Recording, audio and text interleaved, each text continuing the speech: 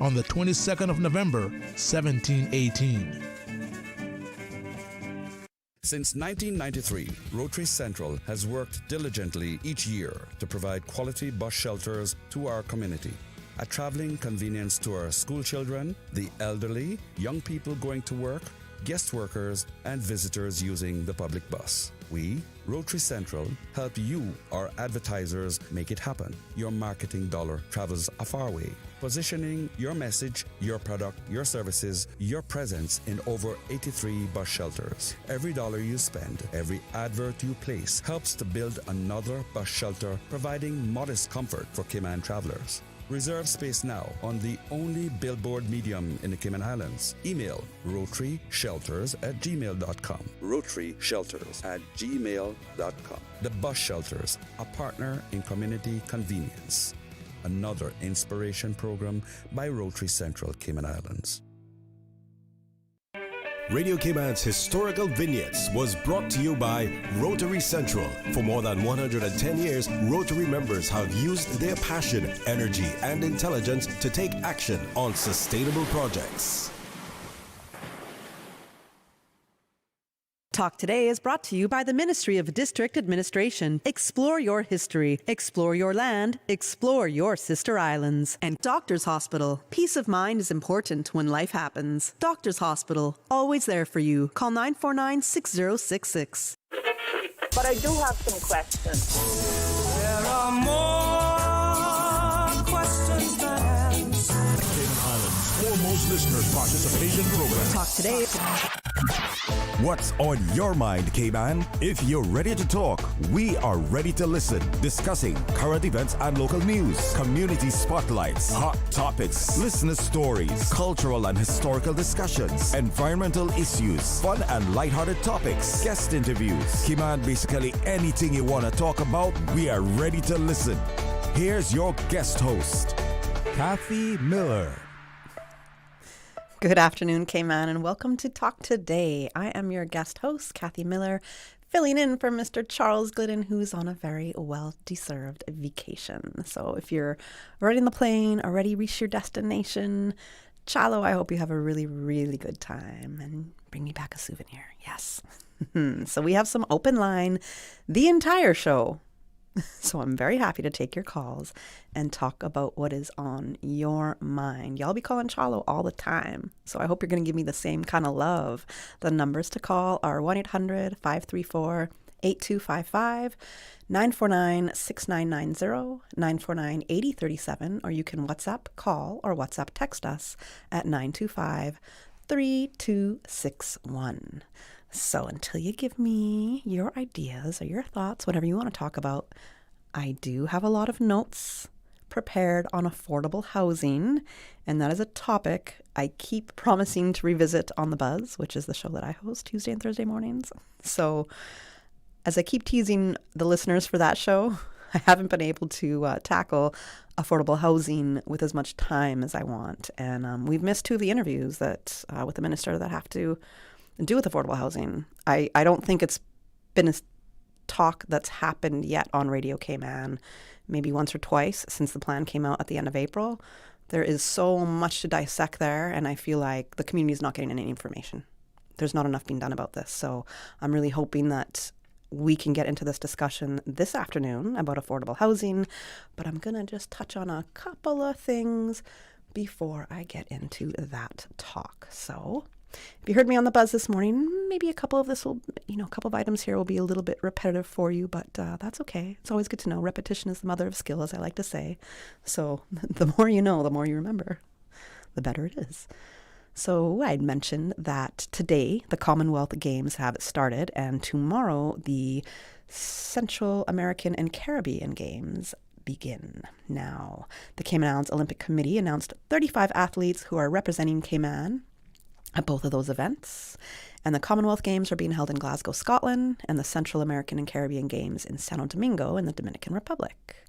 So for the Commonwealth Games, Cayman is sending a delegation of 20 athletes competing in 3 sports. Those events and athletes at the Commonwealth Games are in swimming, Kyra Rabis, Sierra Broadbelt, Harper Barrowman, Riley Watson, James Allison, Connor McDonald, Daniel Kish, Will Sellers, Luke Higo, and Elijah Bain. In gymnastics, there's Justin Spencer and Sienna Santiago.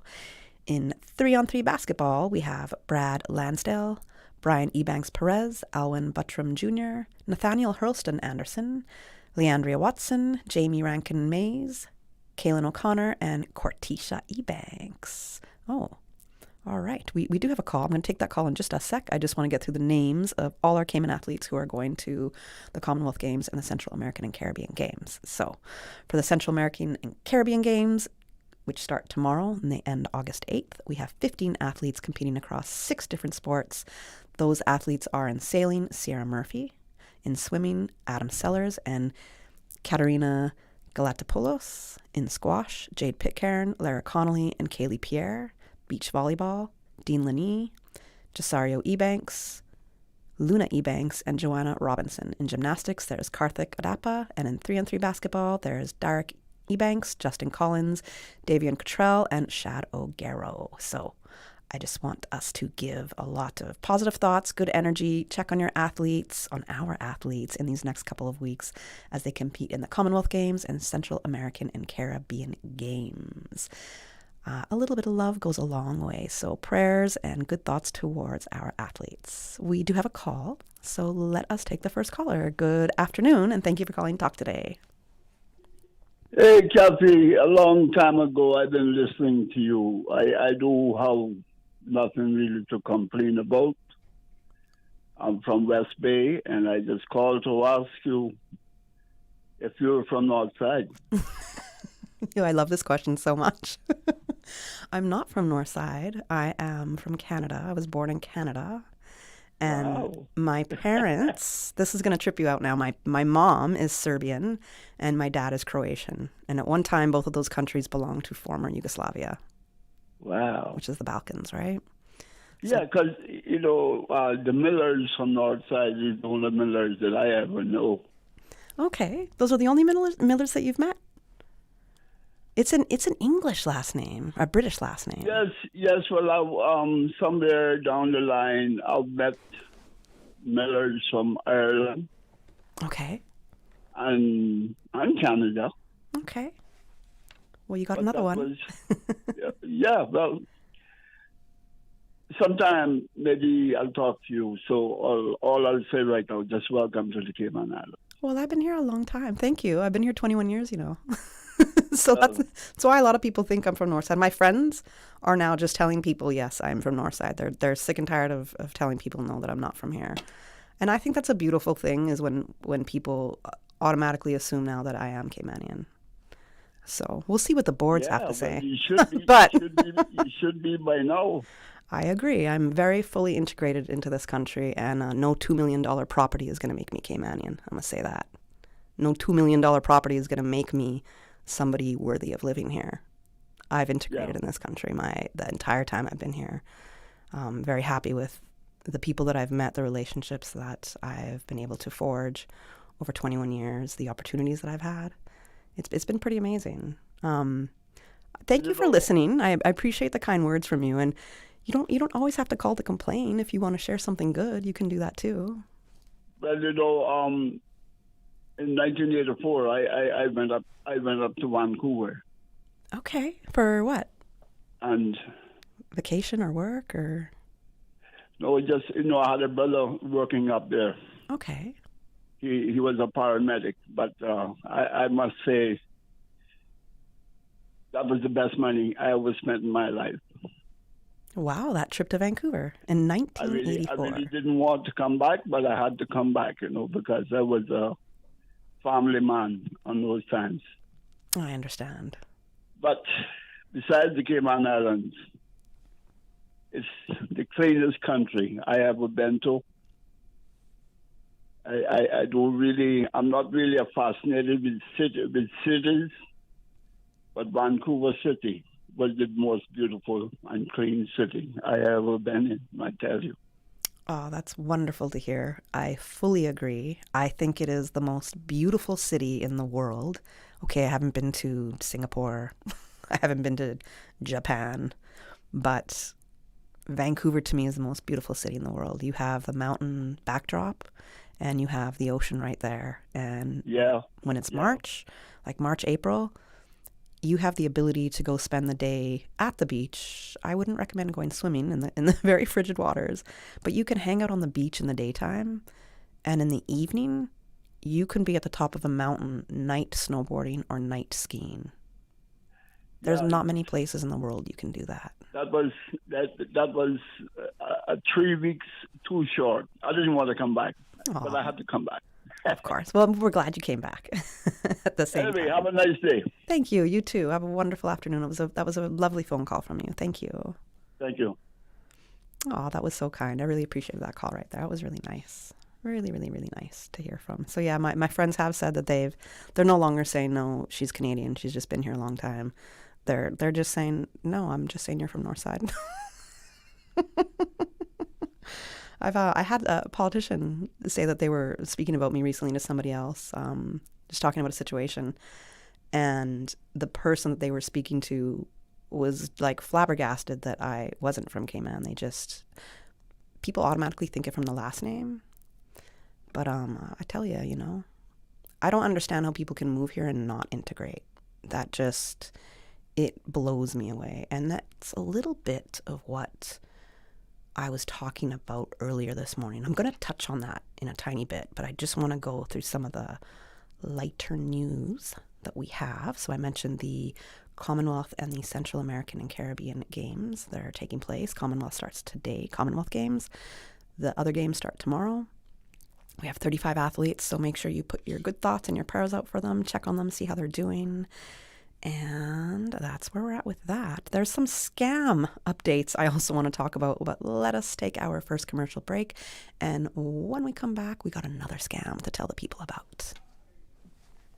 Not sure where you fit in tech? Pathways in Tech by Enterprise Cayman can help you find your route. Whether you're interested in project management, computer support, or network systems, this program helps individuals explore practical, career-focused skills for real opportunities in Cayman's tech and innovation sector. It's beginner-friendly, job-relevant, special economic zone connected, and scholarships are available. Your path in tech starts here. Visit enterprisecayman.ky to apply today.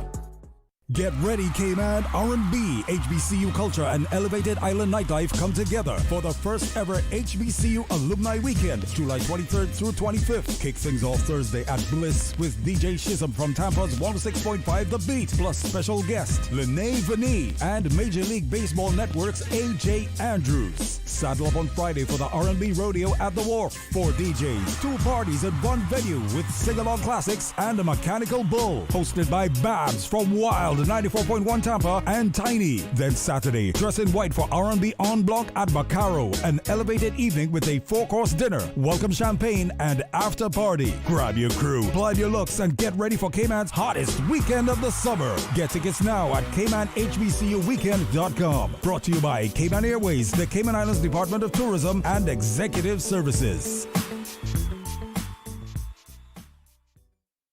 It's here. Multi-year trade and business licenses are now available. You heard right. You can apply for TBLs up to 5 years. Save time, reduce paperwork, and focus on growing your business. Apply online at dci.gov.ky. Apply for your multi-year trade and business licenses today. Radio Cayman's Talk Today.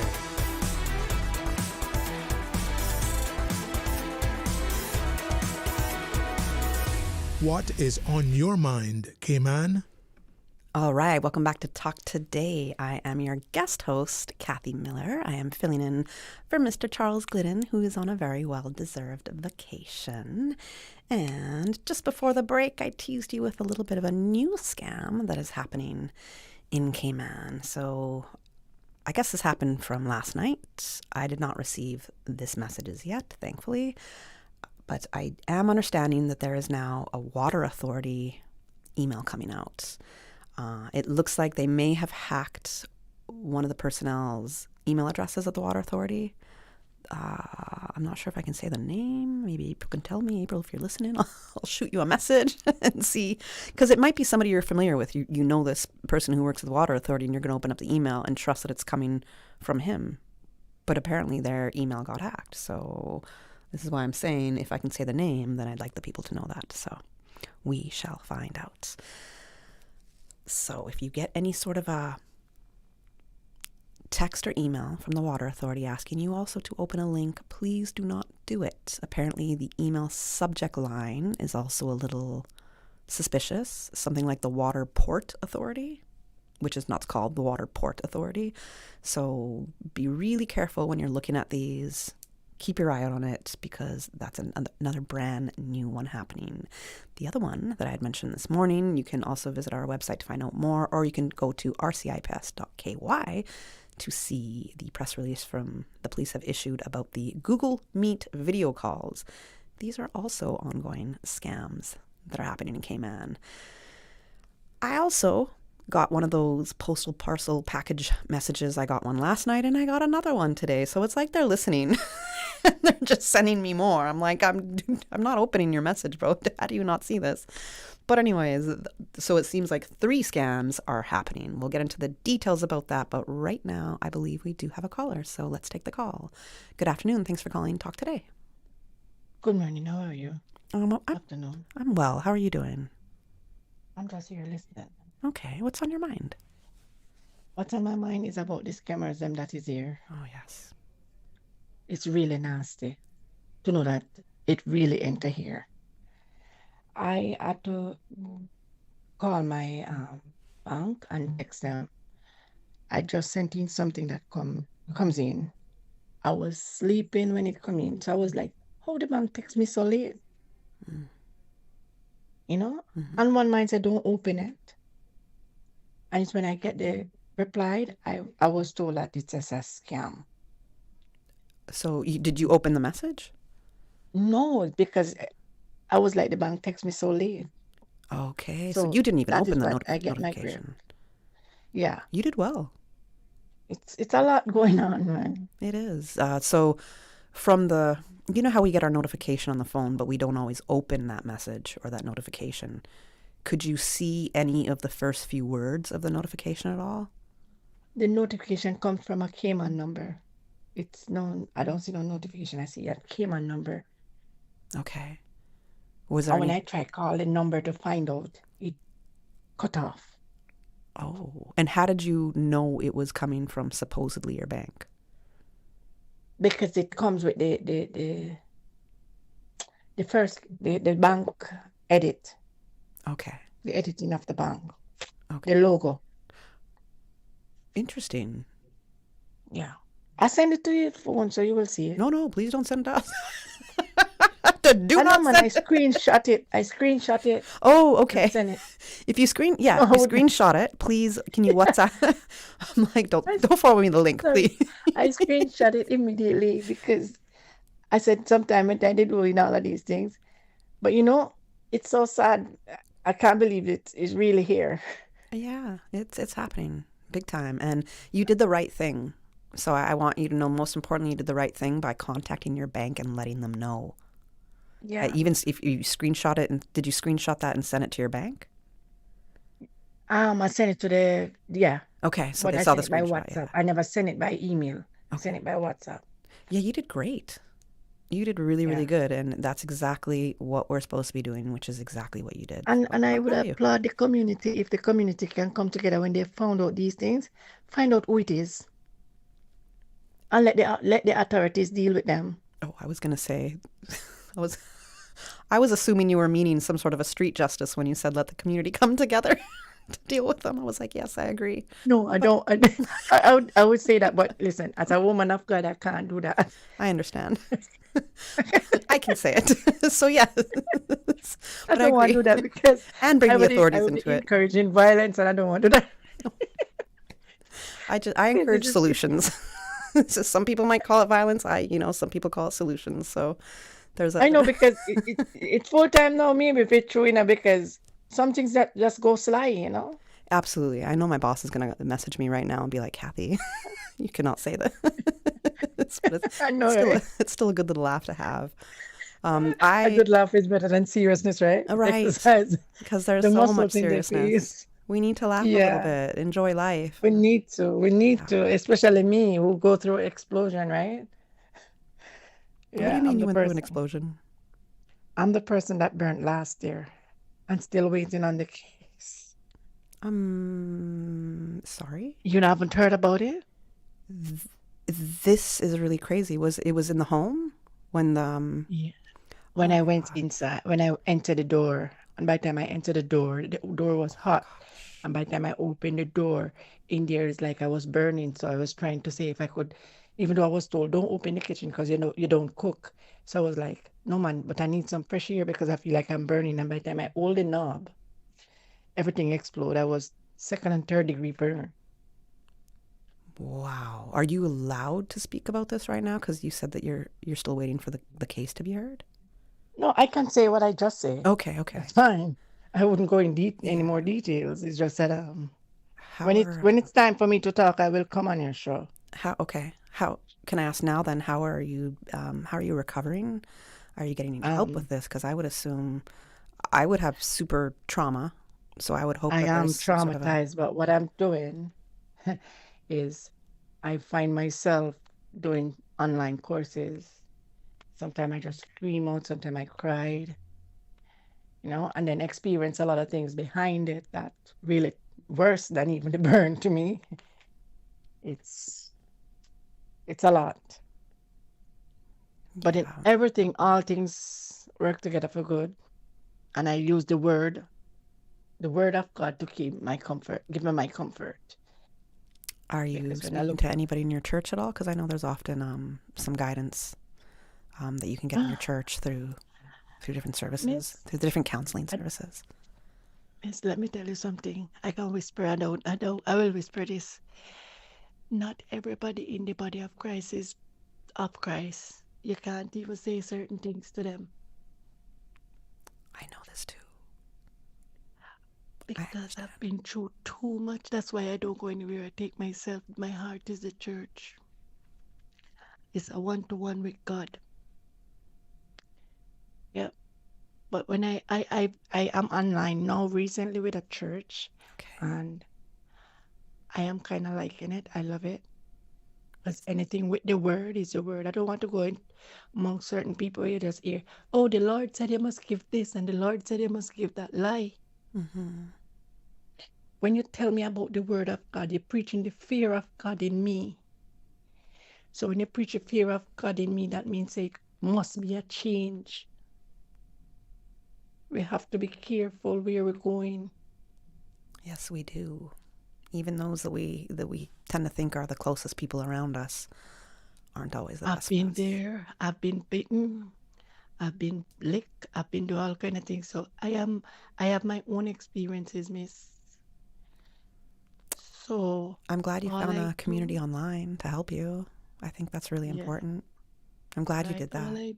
Yes, all I do is worship on my own timing, dig in the word, a word of comfort. And I will say this to anybody out there.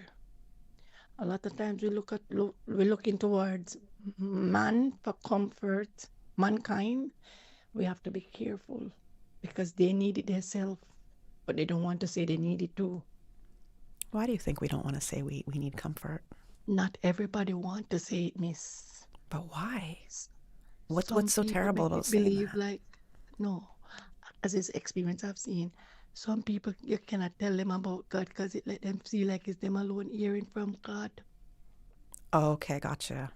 Right, and You got me? Yeah, you can't tell them any better. They already know. No, because they knows everything. Yeah, exactly. So with me, I want to learn and know every minute of the day. So I will take from others and listen to others, but not everybody I will want to say yes to or no to, or to answer to. So you understand? I do, yeah, I absolutely do. I want to ask about your injuries. How are your injuries healing? The burn. injuries, the worst of the injuries is my ankles. When I stand, the nerves. And because I was transformed to an entity to get injections, so I have like nerves reaction. The injuries are there, they're not going anywhere. So it breaks me down most of the time. Do you have to pay out of pocket for your treatment? Thanks to the Cayman Island government. You do not have to, thanks to the government. No, God bless them. Yeah, thank God for that. Honestly, thank God for that. And if there's any places in Cayman that, whether it's a dermatologist or when it comes to surgical procedures. No, man, I'm going off. Okay. Going off. Okay. Because there's a lot behind it, but I can't say everything. No problem. I understand the position you're in. But I'm hoping if there's any companies out here that can help you to correct your skin again, to get it back to as close as it was before the burns, I would hope that these companies reach out to you, because you would be a great, I don't want to say guinea pig, but like in a sense, a great person for them to show how they can do their treatments, how they can help people. You know, what you've been through, it would be ideal for that. So I would be the guinea pig. I afraid of that. Not guinea pig isn't the word I want to use. I know, but you know, people will hire influencers for this and that and the other, and it's like, no, use a real life person that's gone through this, and that's how we can see how effective and how amazing your treatments are.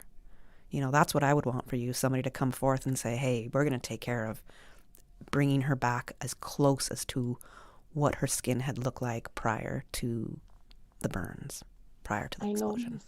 That's my hope in my mind, what I got going on. I appreciate it, but sometimes, you see, you'd have to see me in person and see why I worship in God. Okay. Well, you're a very strong woman, and I wish you the best with going forward in getting this resolved for you and in healing. And I will keep you updated. What is it, your name is? My name is Kathy, and I have my show is usually in the morning, The Buzz in the morning on Tuesday and Thursday mornings. All right, Miss Kathy. Okay. I appreciate your time. No problem. But my word, I'm not whispering no. My word to the public is, you see Psalms 145 and verse 3. That's the scripture I would want everybody to hold in their hand and their heart close. Great is the Lord and greatly to be praised. God's greatness towards you and me and to everybody, yes, is unsearchable. So with that, we hold on to that word. So you said Psalm 45, verse 3. Psalms 145. Verse 3. So I had to do a quick Google search. Can you say what that is, or would you like me to repeat it to the... Great is the Lord and greatly to be praised. God's greatness towards you is unsearchable. No devil can find that. No, nothing can find that. The greatness towards you is unsearchable.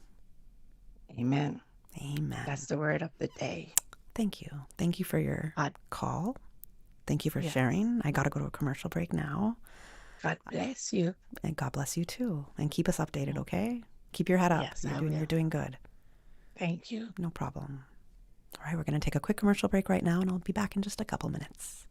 Did you know that Doctors Hospital provides urgent care services 24 hours a day, 7 days a week? And Doctors Hospital's urgent care physicians have access to the most advanced MRI and CT imaging in the Caribbean, providing reliable diagnostics when you need it most. When you need quality urgent care for an illness or injury, Doctors Hospital is here for you 24/7. Whether it's a migraine, chest or abdominal pain, shortness of breath, broken bones, or another urgent need, Doctors Hospital at the top of Walker's Road. Urgent care right now. Get ready, Cayman. R&B, HBCU culture, and elevated island nightlife come together for the first ever HBCU Alumni Weekend, July 23rd through 25th. Kick things off Thursday at Bliss with DJ Shism from Tampa's 106.5 The Beat, plus special guest Lene Vanee and Major League Baseball Network's AJ Andrews. Saddle up on Friday for the R&B Rodeo at the Wharf. 4 DJs, 2 parties at one venue with sing-along classics and a mechanical bull. Hosted by Babs from Wild 94.1 Tampa and Tiny. Then Saturday, dress in white for R&B en blanc at Bacaro, an elevated evening with a 4-course dinner, welcome champagne, and after party. Grab your crew, plan your looks, and get ready for Cayman's hottest weekend of the summer. Get tickets now at CaymanHBCUweekend.com. Brought to you by Cayman Airways, the Cayman Islands Department of Tourism and Executive Services.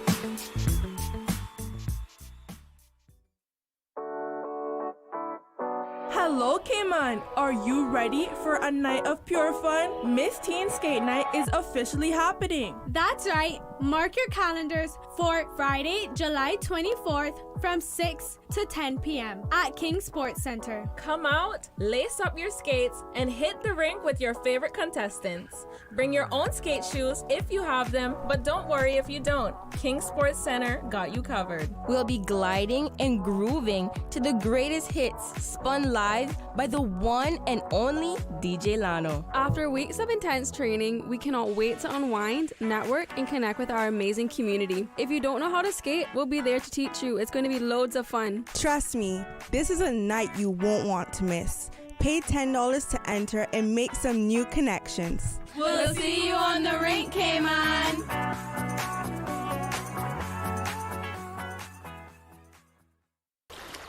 Wouldn't it have been grand if you had purchased land 30 years ago? It may not be 2020, but a perfect vision has never been more clear. Cayman Brac and Little Cayman, poised for growth with an eye on the future. Your land, your history, your future. Discover all that our sister islands have to offer. Radio Cayman's Talk Today.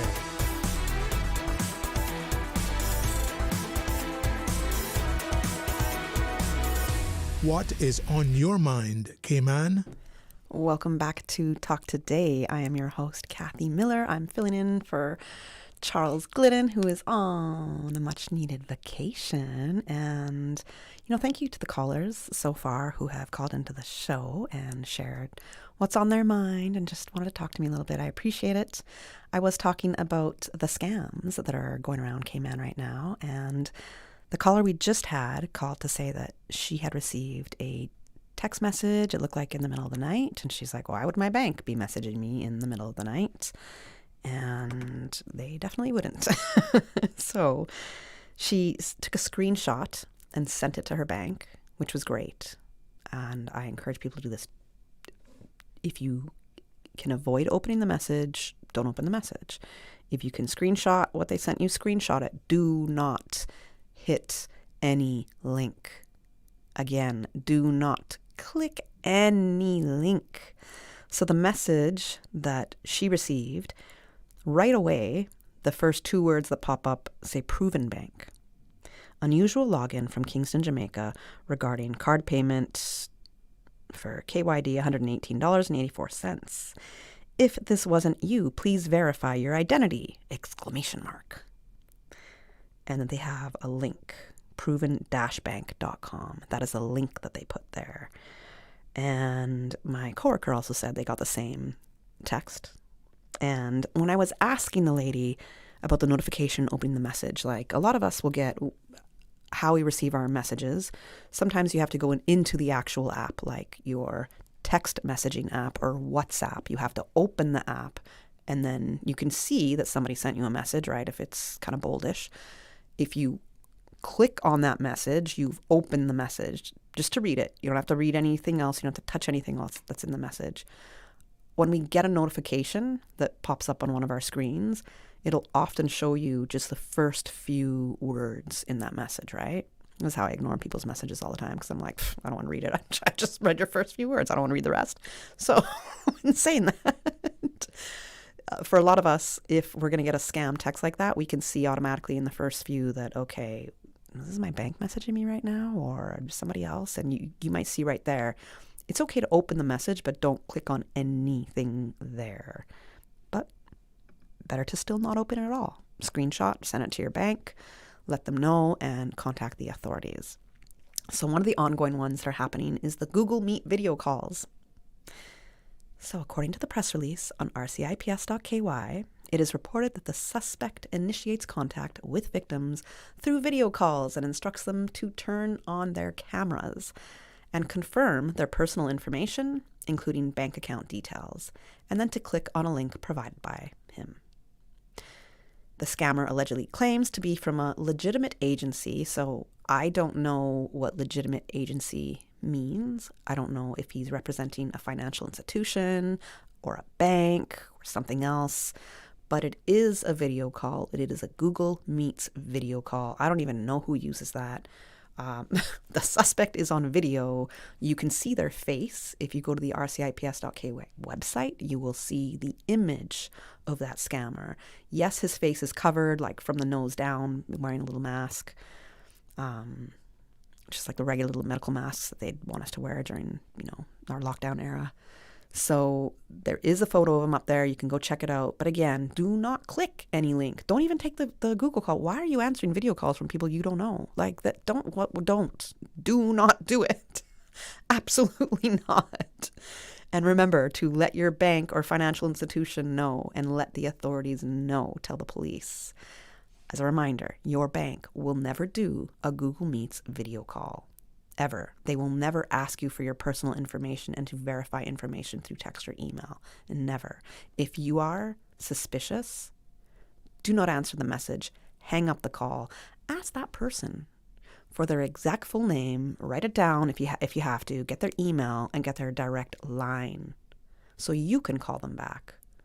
But instead of just doing that, call the regular number for your bank and ask to be directed to this person. They either exist or they don't. But there's nothing wrong with you taking 2 extra minutes just to make sure your entire bank account doesn't get cleaned out, right? I'd rather take the time than to not. Even if the person's saying this is very, very urgent, you must do this now, somebody's urgency is not your urgency. And this applies to all areas of life. Somebody's urgency is not your urgency. I don't know what your boss might say to that, but more times their urgencies come from somebody else that doesn't even understand why it's urgent. So I'm just saying, somebody's urgency is not always your urgency. Don't share passwords, verification codes, any information. Nobody in government or the RCIPS here either is going to be asking you for your personal information and your data like that. So report things to the police. That's what I gotta say on that.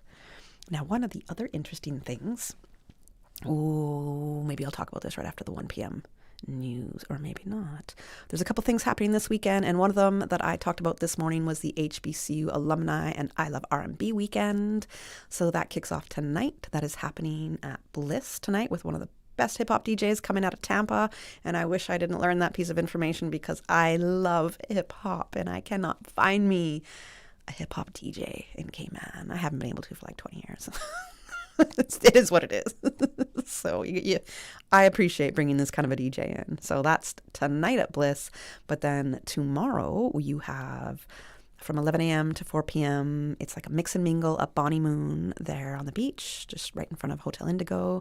You know, a lot of us know it as the former location for Calico Jacks. But go check out Bonnie Moon, hang out with the people that are coming down. There's going to be a lot of HBCU alumni, a lot of DJs and influencers from the U.S. coming down for this weekend. So, you can mix and mingle with them there. And then there's the big night, the rodeo at the Wharf tomorrow night. There's going to be a mechanical bull that you can ride, competition for the best rider.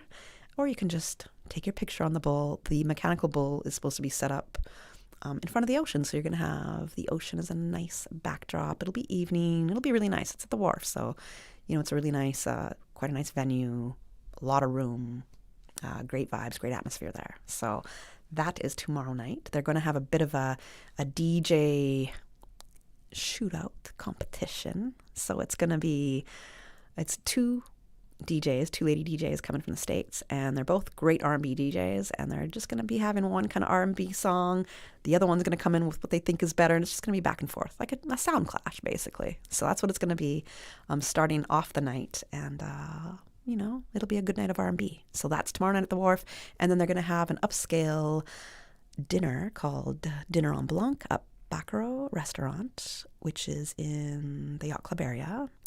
And that is starting off, I think it's 7 evening time. But yes, it's going to have an after party after that.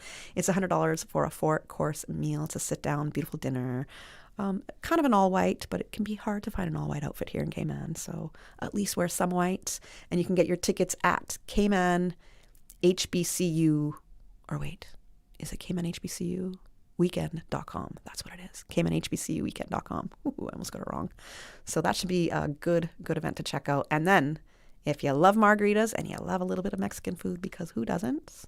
There is the Margarita Festival as well, which is kicking off on Saturday. I think it's $15 to get in. You should be able to get your tickets from one of the ticket outlets that are online. You're going to have 4 bartenders from local restaurants that are expected to compete in the final of the Margarita Masters competition.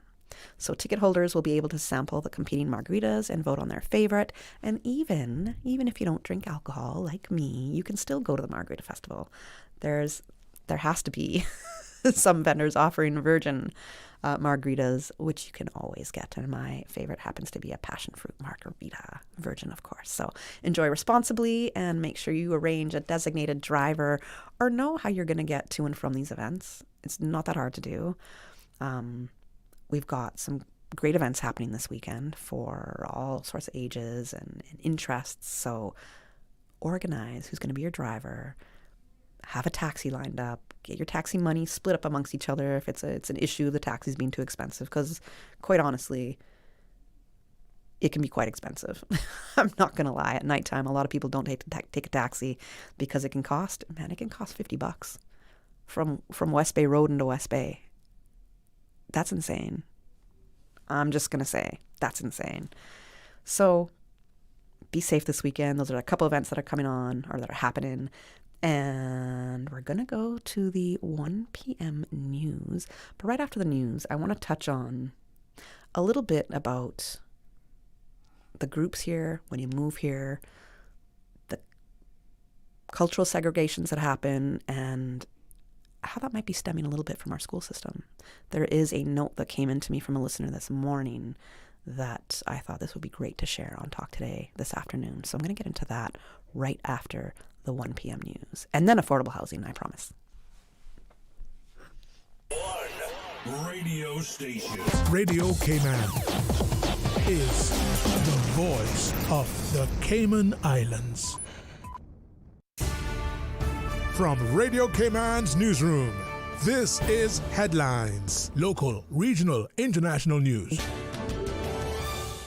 The Headline News is brought to you by Kirk Market and Health Services Authority. I'm April Cummings with your headlines. Team Cayman is ready to take the spotlight as the 2026 Commonwealth Games open in Glasgow today. The opening ceremony begins at 2 o'clock this afternoon, Cayman time. 20 Cayman athletes are competing in swimming, gymnastics, and 3-on-3 basketball during the Games. In international headlines, U.S. President Donald Trump says a civilian nuclear agreement with Saudi Arabia depends on the kingdom normalizing relations with Israel. Trump says the deal would prohibit uranium enrichment and require Saudi Arabia to join the Abraham Accords. Saudi officials have previously linked normalization to progress toward Palestinian statehood. Some 20,000 people have been evacuated as a major wildfire burns along France's Atlantic coast. Hundreds of firefighters are battling the blaze southwest of Bordeaux. No injuries have been reported, but the fire remains uncontrolled after spreading across more than 30 square kilometers. Those are your headlines. I'm April Cummings. More news available at www.radiocayman.gov.ky. Check out our social media pages: Facebook, YouTube, X, formerly Twitter. Radio Cayman Headline News.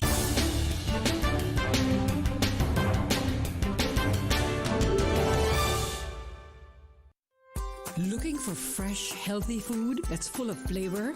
Then you've got to visit Kirk Market. Our dishes are made with fresh, high-quality ingredients. Enjoy vibrant mixed greens or satisfying pasta salads. Or try one of our delicious grill options like blackened chicken, spicy beef steak, or grilled salmon. Looking for something light and flavorful? We've got sushi rolls and poke bowls prepared daily. And don't forget to explore a hot bar or Billy Fresh salad at the salad bar. Stop by Kirk Market today for breakfast, lunch, or dinner and taste the difference. Eat well, live well with Kirk Market.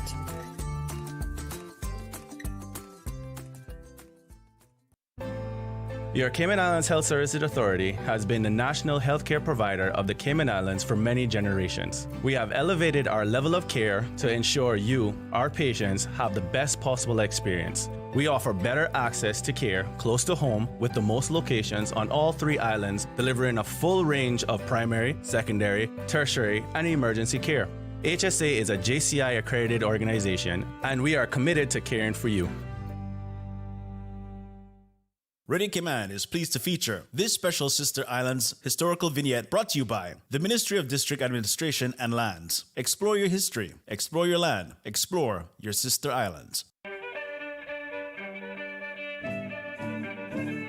Born September 25th, 1947 at Watering Place, Cayman Brac, Royce Adolphus Dilbert was the firstborn son of Hallen and Grace Dilbert, née Tibbets.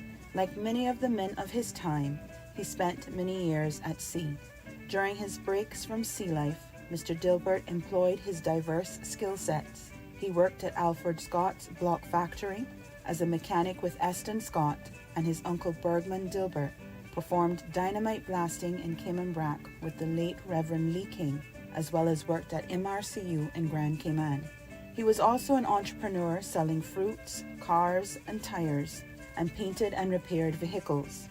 His mechanical skills proved immeasurable when in 1979, working in the Campeche Bank oil field, Mexico, his ship was chartered by Halliburton to supply material to cap the exploratory well which blew out in Mexico's Bay of Campeche.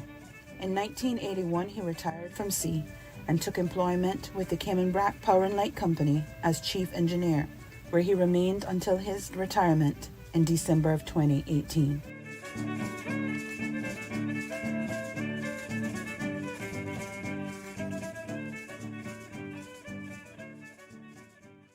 Radio Cayman is pleased to feature this special Sister Islands historical vignette brought to you by the Ministry of District Administration and Lands. Explore your history, explore your land, explore your Sister Islands. Hi, this is Gary King from Totally 80s. My special guest this week is Christopher Cross.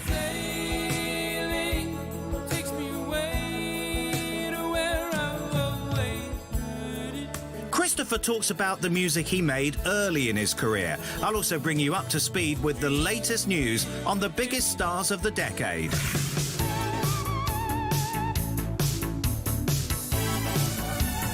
This is Totally 80s. Heard on Saturdays from 2 until 4 p.m. on Breeze 105.3 and 91.9. And brought to you with the kind compliments of KFC.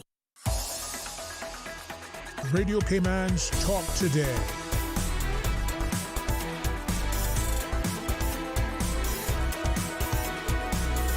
What is on your mind, Cayman? Good afternoon. Welcome back to Talk Today. I'm your guest host for today and a little bit of next week. I'm Kathy Miller, and I'm filling in for Charles Glidden. We do have a caller on hold right now, so let's take the call. Good afternoon. Thanks for calling Talk Today. Good afternoon. How are you doing? I'm very disappointed, and Are you disappointed Charlo's not here? No. Okay, I was going to say, I'm sorry. No, not because Charlo's not there. Wait a minute. Let me finish. I'm just teasing you. It's all good. Yeah. Very defensive in regards to what you said about the taxes a while ago. I think that's very poor advertisement to a degree in regards to taxi drivers on this island. I am a taxi driver, and you may not mean anything too personal, mm-hmm. but when we say things on this island, it goes a bit broader than some people expect it to go. Mm-hmm. So what I just want to say about the taxi business here, I don't know if it still happens, but time gone by, people would pick up people from the hotels, dancing and you name it, and out there partying to various parties, and they get into the taxi, they are drunk, they have a drink in their hand, they don't know where their address is. Every house you cross, that's my house. No, the next one is my house. And then they want to curse the taxi driver out, and they puke up into the taxis and all that kind of crap. Very few taxis is doing late night service in this island. And also, late night service for a taxi is a different fare altogether. Yes. And we do have an app to go by. So anyone is being overpaid, a taxi driver, they have the right to report it. And a lot of taxi drivers even sometimes underpay themselves just to pacify that individual. Sometimes they get in a car and they don't have any money. So we taxi drivers don't have it too easy here from time to time. So I am very offensive in regards to what you say about taxi drivers and the prices, really and truly. Because you know that taxis work at the port, they work at the airport, and they work at the hotels, and they get calls to come to residential businesses to pick up people. But as you know, this is our slow season, having one ship per week, and so forth because of the slow season, and it's going to pick up sooner or later.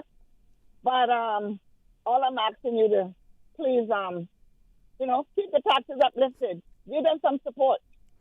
Thank you. You have a great. Well, wait! Don't leave, because I love that you share that perspective, and I think it's a really important one.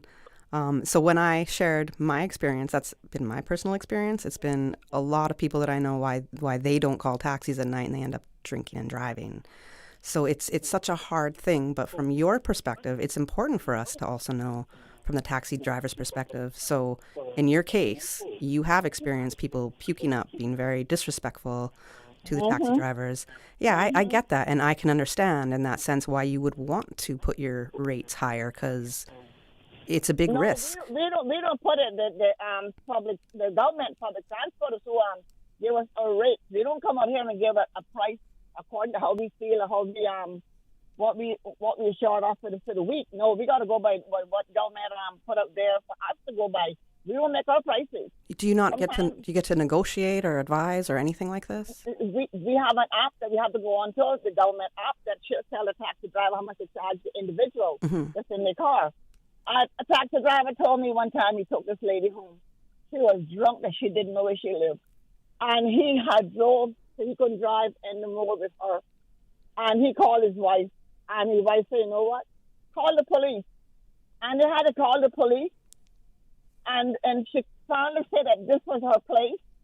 And then when she got there, she couldn't find her keys. She couldn't get into the car. The police officer had to open the door with the key. Put her, just push her in to her place, because the taxi driver, he refused to touch her because then, she could have sing out rape. You understand? So let me tell you something. These people that you see here go and drink and carry on, they can really do some foolishness and they can get innocent people in trouble. And I am not one of those that run no night running to drive anybody, because I have heard so many stories. When I first came out, I had a little pick up here and there, and that was early night. And I said, "Oh no, not me, not today, Bobo." I didn't end back out there in the taxi business, but they got several different services that going on out there now that these people can call. But a lot of taxis is trying to not to get involved in those nightclubs and street parties and all those kind of things. Or less, they can handle, it's a male, and they can handle the situation. And they can, one guy said that he was taking somebody somewhere one time, he was drunk, and he asked him where he lived. He didn't know where he lived. He had to stop on the side of the road, go into West Bay, and let the individual out. This is some time now. This is not just recently. This is some old-time taxi stories that I have heard since I came out. Okay. But anyhow. I have one to share with you. Share with you. So I have two, but a very recent one after Carnival, actually. And I was because I don't drink anymore, so I was thoroughly embarrassed by the company I was in and how they were speaking to the taxi driver. And I know in the person's right mind, they wouldn't have done it, but I'm thoroughly embarrassed. And a lot of taxi drivers know me. They know my voice. So I'm keeping that in mind, that you're not going to remember that drunk person, but you're going to remember me. You know, that Kathy Miller with this person, blah, blah, blah, blah, blah. And I had to really kind of sit there and be like, this can't happen. But I remember how just apologetic and just kind I was to the taxi driver, because, you know, the drunken person I was with didn't want to hear anything. And I just had to be, can we just please get to where we got to go, you know, safer. And I felt so bad, because it's a woman that's probably around your age. And I'm like, this isn't how we speak to people. And then I had a taxi driver that was a male that at one time, when I had a roommate, drop my roommate off in the complex. And all I heard was screaming and banging outside, like as if a fight was happening. I didn't know it was my roommate that was in the complex thrashing on the ground. And that's why I went outside, because I realized, oh no, this is for my house. This is for where I live. I thought it was like a neighbor doing crazy things. I went out, and the taxi driver was so concerned. And he's like, I didn't want to leave her. She doesn't know which apartment she's in. I didn't want to leave her. I'm so scared. And he was the nicest elder Caymanian man. And I felt so bad for him, because he just didn't know what to do. And like you said, afraid of touching her or grabbing a phone or anything like that, because he didn't want to be accused of anything.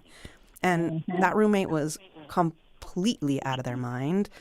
And I was like, this can't happen again. It happens again, you're out. Like, I will move your stuff out. You'll be gone in 12 hours. Like, they can't. So you do go through a lot. You do. You know, the taxi permit is very expensive too, because you have to do so many things to get it organized. And I mean, you can't even make back what you spend in the slow season for your license. Yeah. You know, you got to pray for the season to come. And there's so many taxis out there, and there's so many more coming.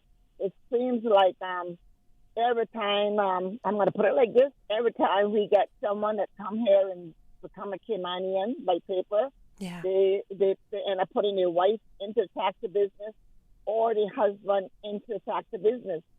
And PTU and government is part of this taxi business here in this island. And it needs some sort of restriction on it. They need to, you know, put some grounds that, you know what, the taxi business is becoming overpopulated with expats and the Caymanians that here that needs a job and cannot afford a car to even get a license. We need to work with them. The system need to work with them. So, you know something? We got a few Caymanians here who want to do taxis, but they ain't got no way to get started in Chapter. They can get them started and make them pay them, set up a system that they come and pay them on a weekly basis to give them some encouragement to come out here and work and make their honest dollar. Because half a loaf is better than none. And our people, our few Caymanians that we do have left on this island, they are so defeated and so discouraged that they have no motivation to come out here to look a job anymore, because they're using too many of those simple things against them. Yeah. And as long as the mommy got electricity and a job, well, I gonna have electricity. Mama got a job, I'm gonna eat.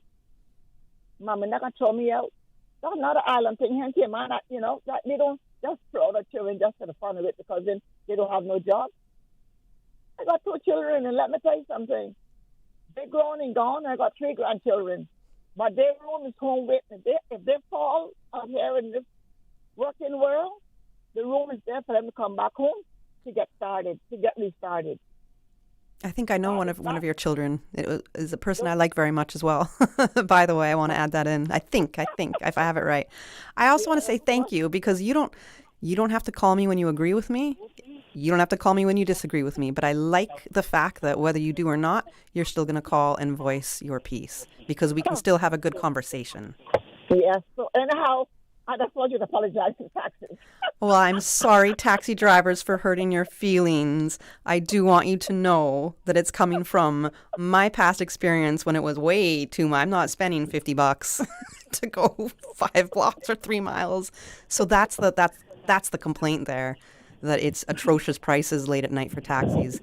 I also now know from what you said why taxi drivers are reluctant to do those calls late at night. And now knowing that the government is setting these rates, and I don't know how much of a negotiation taxi drivers have in towards contributing to what those rates are. So it's a lot going on, you know, and if you're going to have money to go out and party, I think you should also kind of have money to go home safely. So. Bye. Thank you. Thank you. Take care. Bye-bye. Good. All right. I think we have another caller on the phone. So good afternoon. Thanks for calling Talk Today. Good afternoon, Miss Kathy. How are you doing? I had you this morning. You're back with me this afternoon. Yeah, Thank you. Right. So you're hanging out with me today. Thank you. I still want to see you drop that single, you know. Oh, drop what thing? Huh? I don't know what you're talking about exactly right now. Drop what? Music. I was trying to encourage you to do some music. Oh, I don't know about that. Yeah, I think I don't know about that. Maybe you could do a good job. Yeah, but it was a great interview. I like what the gentleman was saying, Mr. Jefferson, right? Yes, Rod Jefferson.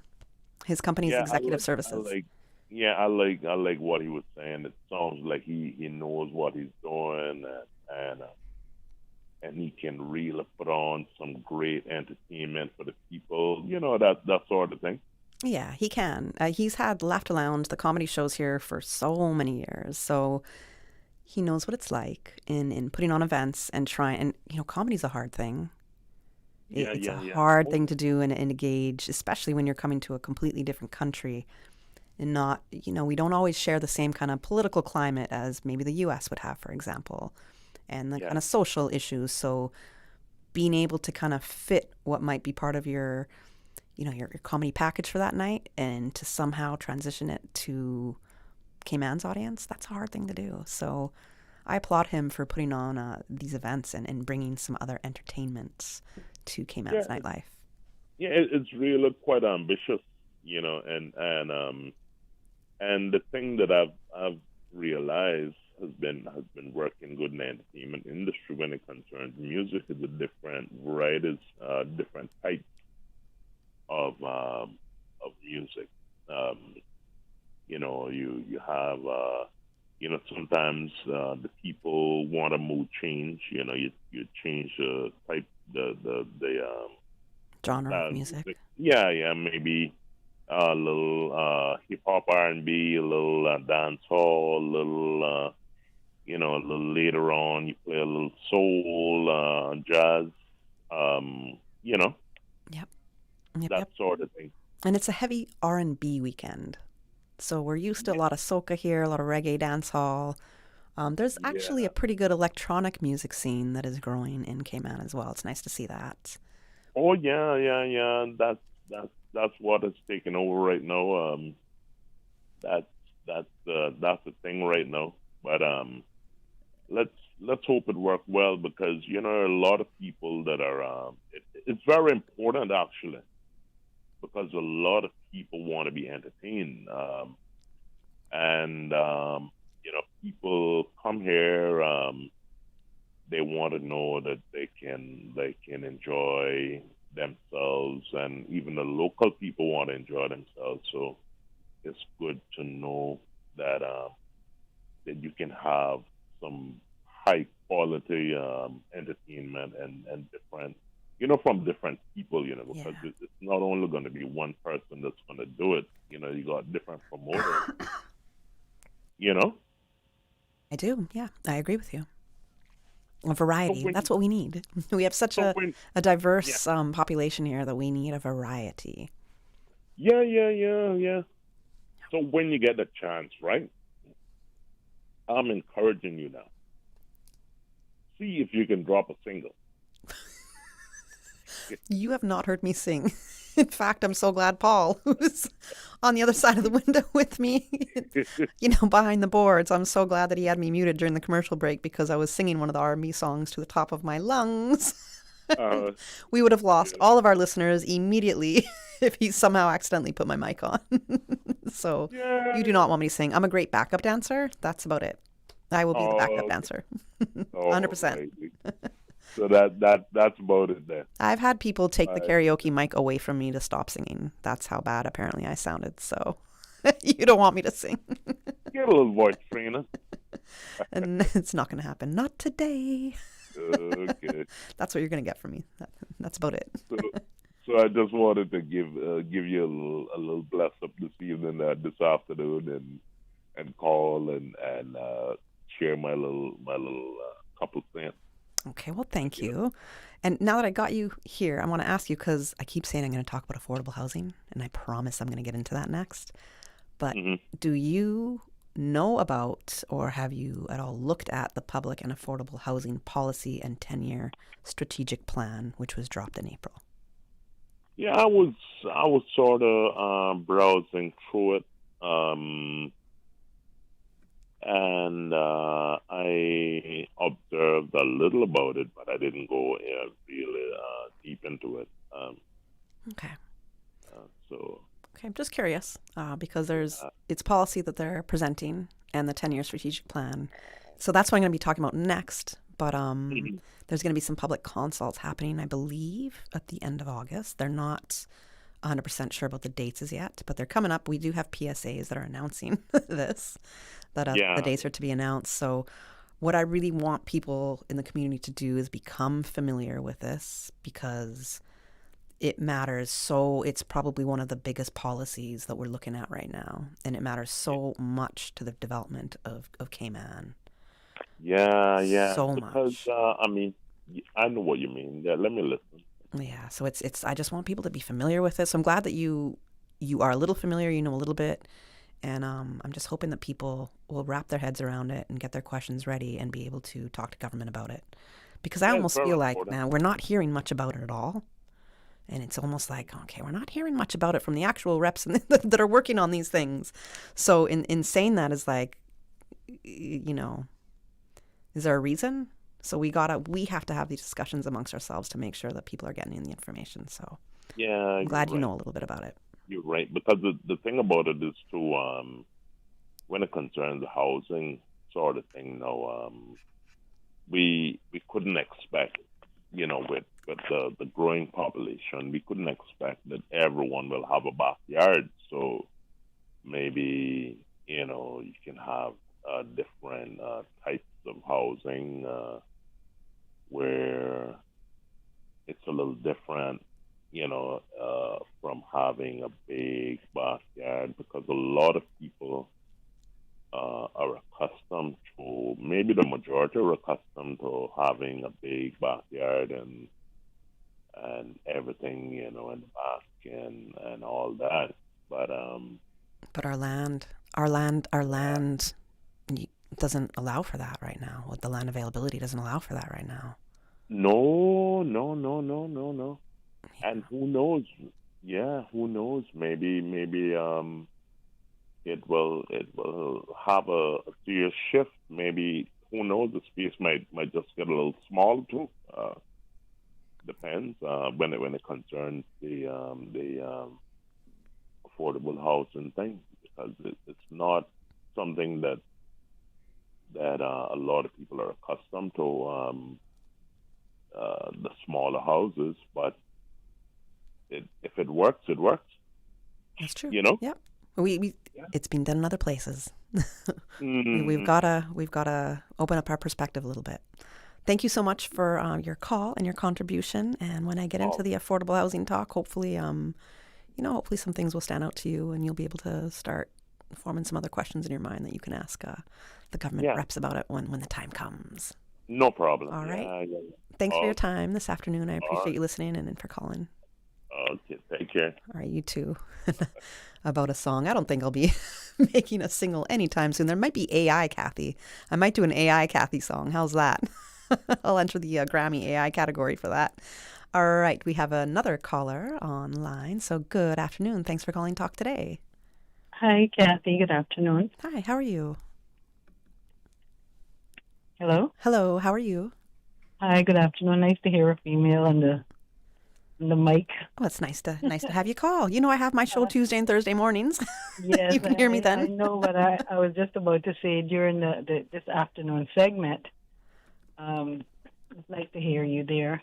Oh, thank you. I wanted to kind of chime in. I am a little bashful to say that I have not read the National Housing Plan or the document you were just referring to. Mm-hmm.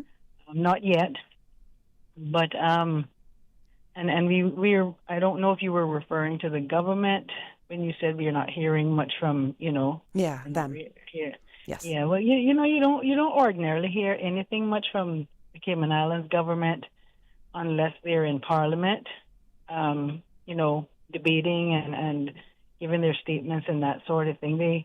They're coming out. I think they're evolving a little bit more in this administration to let the public know on social media that they're putting these these documents and these papers out, but they don't necessarily often have too much to say, and so thank goodness for these types of platforms and the public to bring it out. But it's good that you're promoting it. I don't think a lot of people realize that it is out there, and what I would say in terms of housing, though, I see they just recently approved the Eldermeyer housing project for Georgetown. Yes. So I guess it's going to be sort of a Cayman Bay sort of thing, because there was an article some weeks ago in one of the media sources that they were encouraged to do something like that in Georgetown, similar to Cayman Bay. So we're seeing all of this development, all the housing development, but we're not really seeing anything for, what I would call middle class and lower tiered income persons. That's how I'm going to describe it. Mm-hmm. Everyone is just here developing for everything that they can get out of the Cayman Islands. That's the way I see it. We see a lot of landlords, property owners adding on an apartment or two onto their existing structures and having those rented out. We see some small apartment complexes popping up, but nothing to say of a similar development where someone comes in and do a type of, housing development, apartment development, that sort of thing that could accommodate some of the housing weaknesses that we have here on island. And I don't know why that is. I think I just answered my own question, because people are just trying to milk the Cayman Islands for what they can. And that we can put, and this is no slight to the government at all, we can put as much development plans in place as we can, but if it's not starting sooner than later, what are we going to do?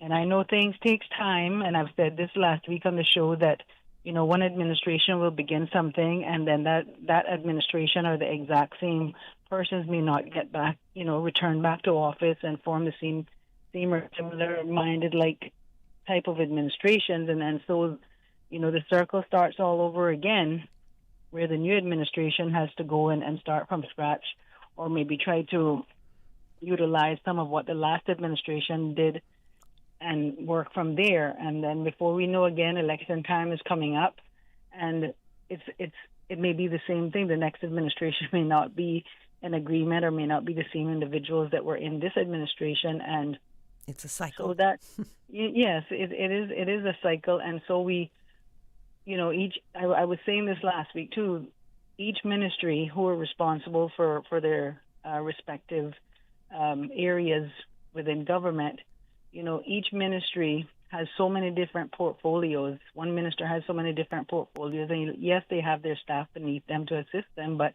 at the end of the day, 4 years is really not a lot of time to, luckily for the Minister of Housing, he has been in this ministry for, 4 years, 8 years now? This is his second term in Second term, yes. yes, I think, yes. So luckily for him, he may be able to get some headways with something, but we don't see much of anything starting to happen.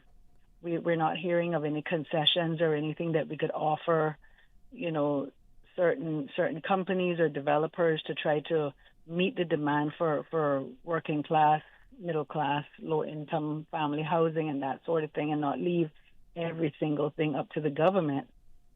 So that is one thing I wanted to talk about. Like I said, I don't the government, they might come on the talk shows and discuss things here and there occasionally, but it's really not doing much. And there also has to be a lot of work in terms of the utility services and companies in terms of and planning to structure. Try to meet what the government is hoping to achieve and aspire, and so that takes a lot of work also. And I just wanted to throw that in there because people don't realize. I'm a critical person of some of these things also, as you can hear, but I try to do so objectively because a lot of times people don't realize how much work goes into some of these things, and the government, I myself don't appreciate how much work goes into these things, because I'm not an MP or anything. I'm not a part of the government or anything like that. However, we can't depend on the government for everything, although I wish that they could, and we need to be able to encourage developers or property, people that come, investors that come to the Cayman Islands. We need to encourage them to invest seriously in our islands, the way Mr. Kent Rankin, as a born generational Caymanian, did. Mr. Ken Hall, they invested in the Cayman Islands and developed numerous different housing projects. When I use the word projects, you know what I mean? Yeah. Not like the projects, but right. Various different housing projects to meet the housing needs of Caymanians. And many Caymanians became homeowners because of those developers. There's another company, I think, that's doing something similar. So we need to bring those types of people back to the forefront and encourage them to invest in Cayman on a ground level, and not just to be here investing in the island to milk everything that they can get out of the Cayman Islands dollar. And until that happens, I mean, I don't even know what to say, Kathy, because driving around, I can honestly say to you, it just feels like this isn't our Cayman anymore. It just feels like, I wouldn't even say we're the minority, because we all know that we're the minority. Caymanians are the minority. Yes. But the sense and the feel of the place, it just doesn't feel like Cayman. It doesn't feel like our Cayman, our home anymore. It feels like there's just so much foreignness around, and we know that there's so many people that are here that they have wealth, they have money. They're not like the people who used to come, like the oldies, and there's some of the families that I can't go off the top of my head that used to come and really get on their hands and knees and become Caymanians and invest in the Cayman Islands.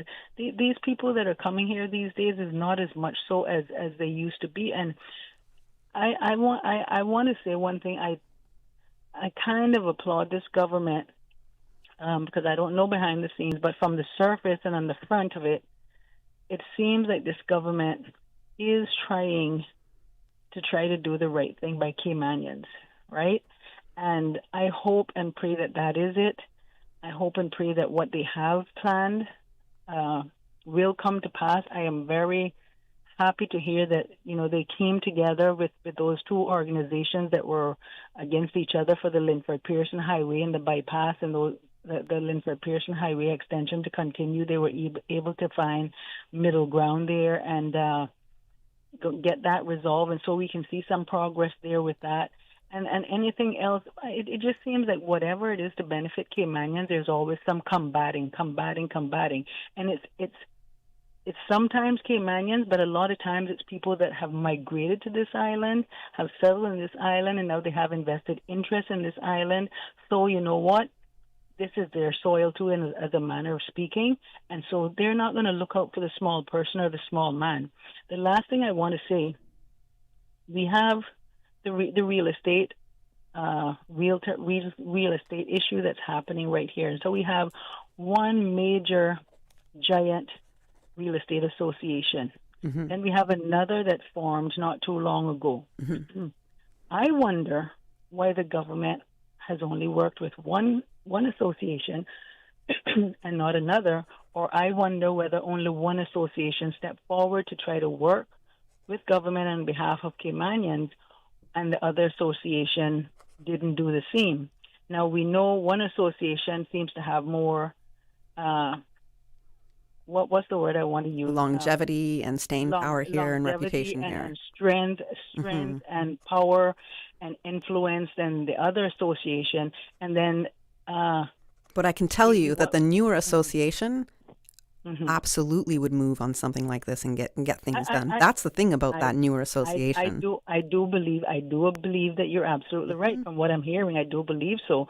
So that's a question that I'm throwing up in the air now. Too, that I'm wondering. This also goes into play with housing in the Cayman Islands. So government, we want to see you step up now and approach that other association if you haven't, because I don't know if you haven't.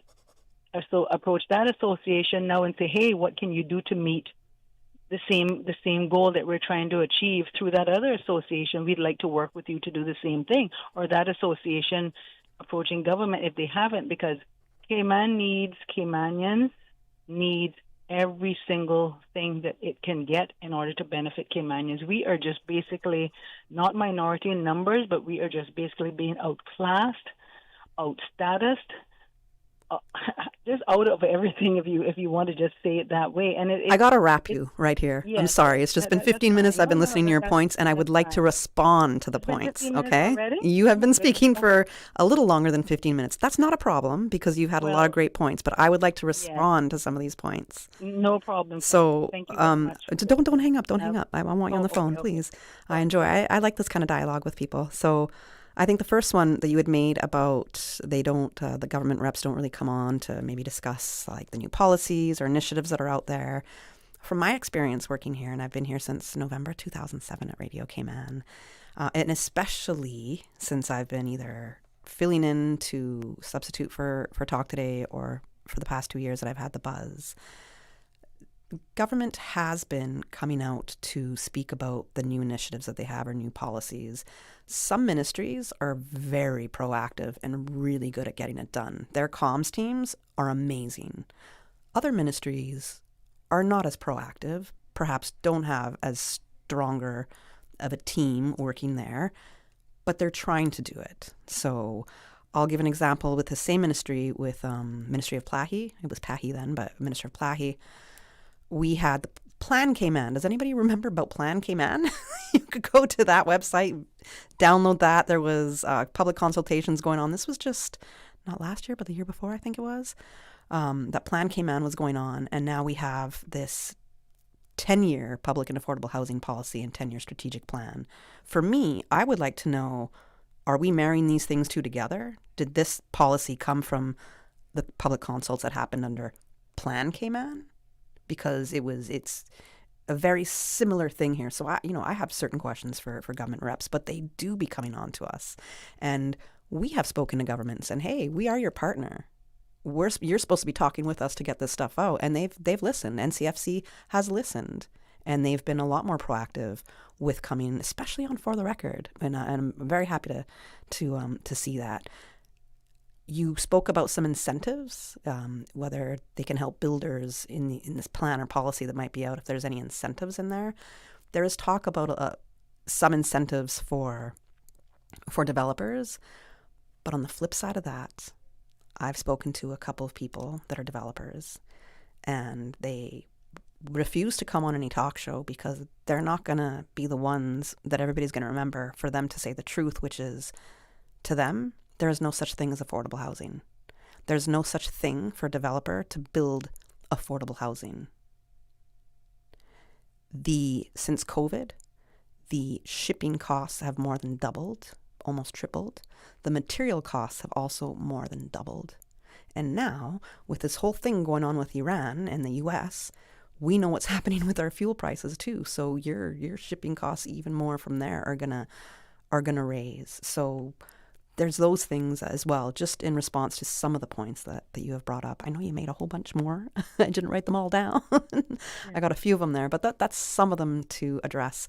I missed our 1:30 p.m. break, and we're about to back up on the 1:45. So let's just say this quickly, Kathy. It may not be affordable housing to those who are going to pay to do the developing or the building of the home, but it may be affordable to those who are looking to get into homes or apartments or whatever. That's all I'm going to say. Oh, right. I agree. Yes, I agree. Yeah. And so the other quick point is, I didn't. If it sounded like that, that's not what I was intending. I know I did say that this present government, is doing much better and going on social media and talking about what they're doing and that sort of thing. So yeah, I definitely and I know they do come on the media. They just don't come on as often as they probably should compared to other governments around the world. But I'll leave you so you can run to your break, Kathy. Okay. Thank you. Thank you so much for your contribution and for calling. Okay. I appreciate it. We'll take a quick commercial break, and I'll be back in just a few. Accidents and illnesses can strike without warning.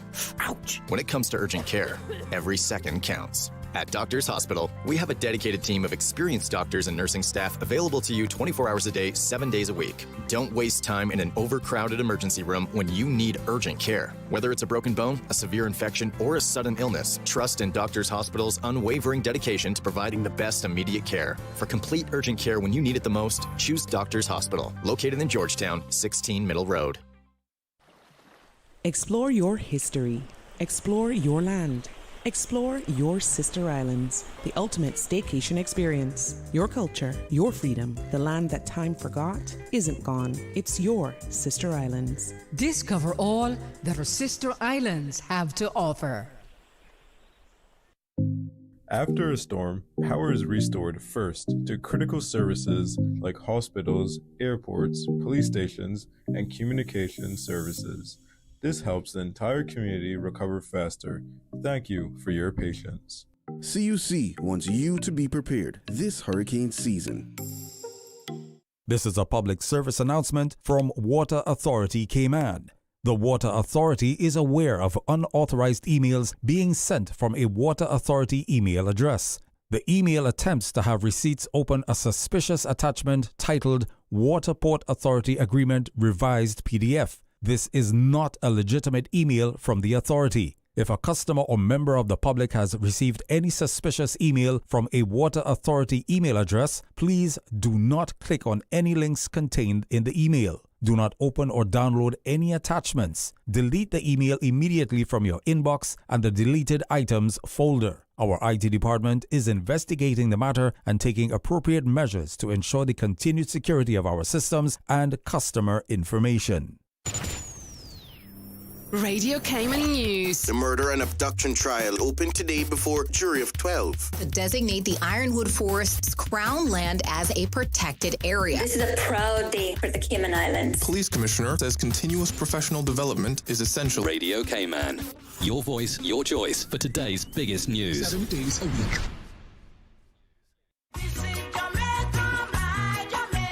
Jay and Money and Appleton presents the Jamaica Independence Celebrations on Friday, July 31 at Compass Green with an all-day food fest. Come out for breakfast, lunch, and dinner and enjoy your favorite Jamaican dishes. The nighttime concert features Jamaica's #1 comedian, Dufton Duffy Shepherd, local rising star singer Shay, and all the local dancers and performers, and the Kids Talent Contest. Admission is absolutely free with lots of prizes and giveaways. See you at the Compass Green on July 31 for Jamaica Independence Celebrations. Sponsored by Popeyes, Best Dress, Water, Excelsior Biscuits, Maggie, Suppligen, Grace Foods, Wellies, Rodney's Car Rental, White Construction, General Automotive Services, iCool Air Conditioning, Radio Cayman, and Breeze FM.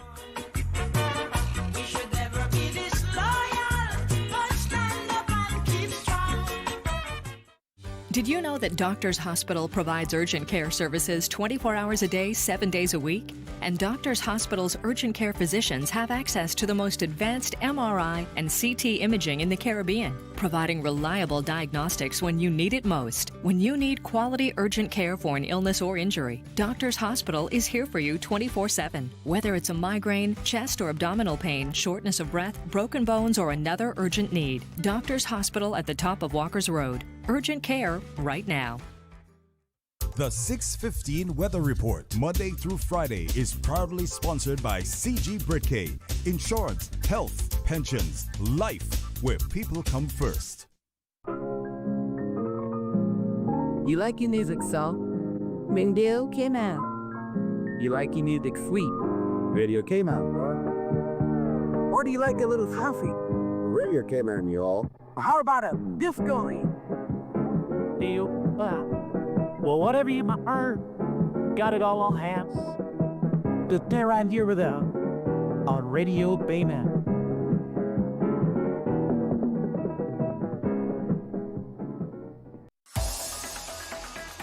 Radio Cayman's Talk Today.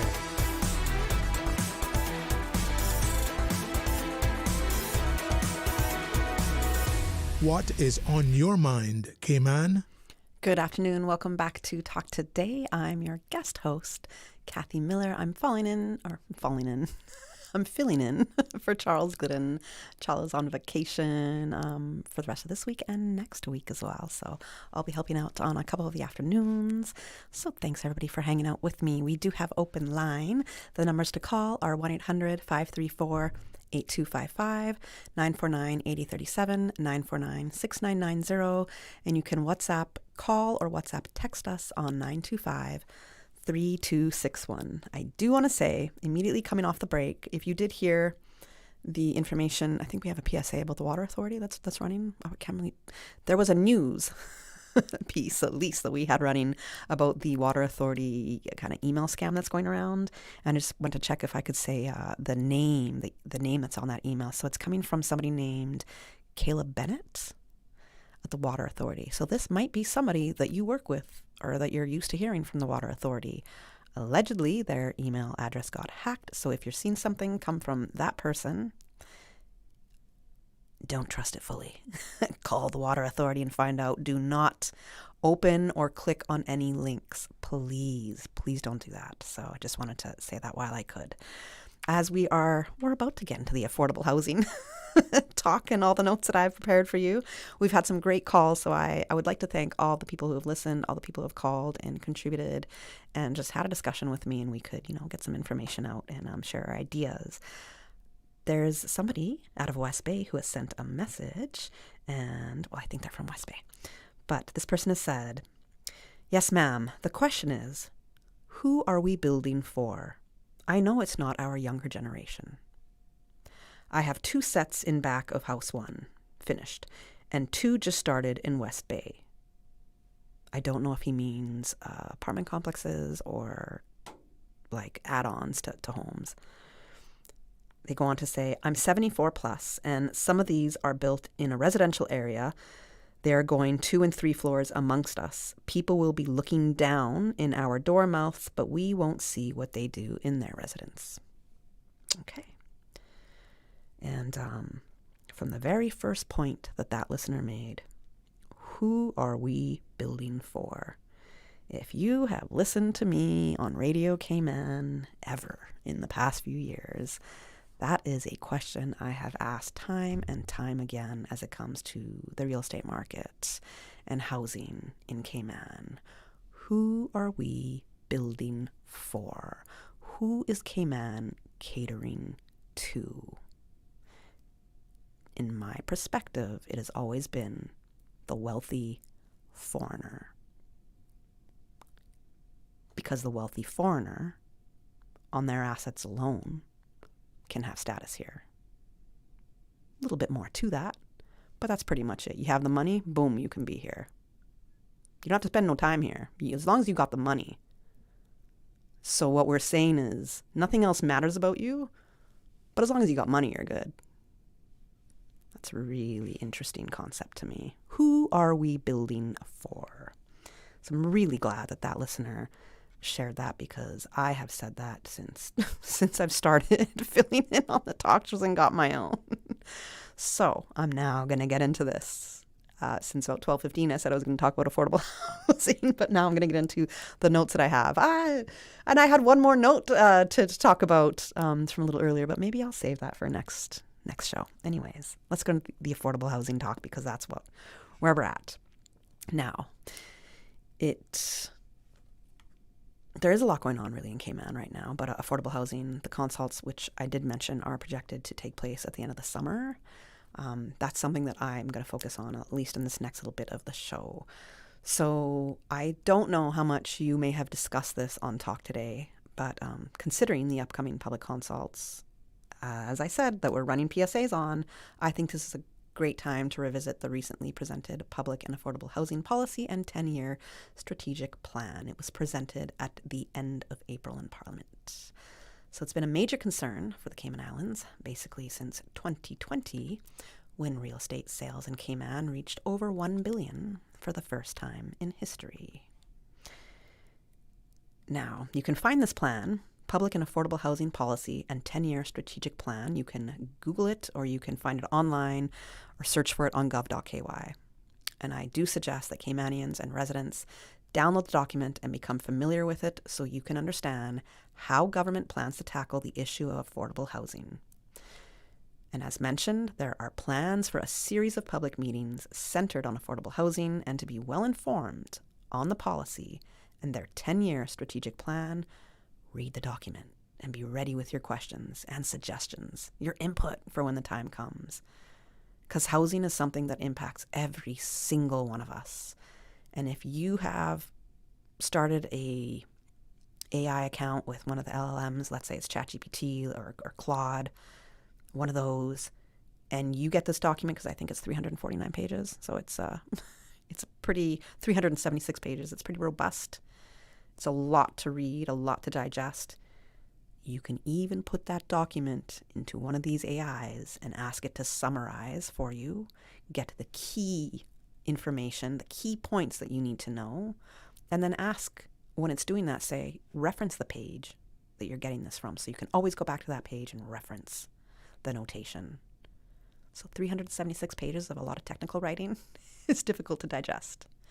But you can always use your AI tool, upload the document there, ask for it to summarize the very key points, and then also give you the reference of what page that point might have come from. So you yourself, you also might have questions that could be addressed in that document.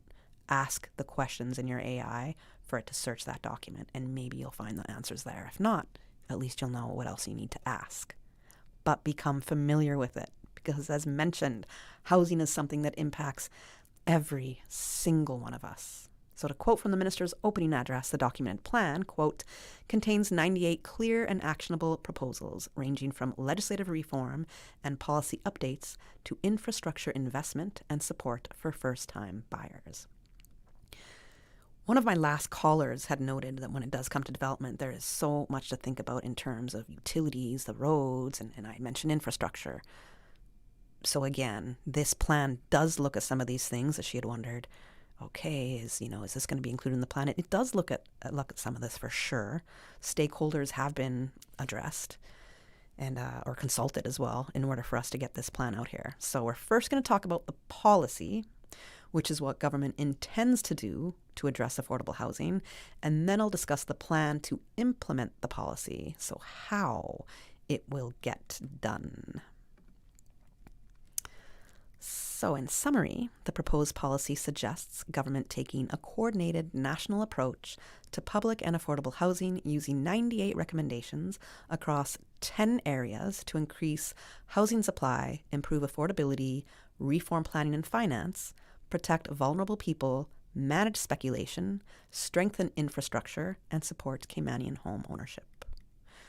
The policy and plan is not just about building a few more homes. It's about how Cayman plans, grows, develops, protects communities and its vulnerable people, manages land, and creates a realistic path for Caymanians and residents to afford somewhere safe and decent to live in their own country.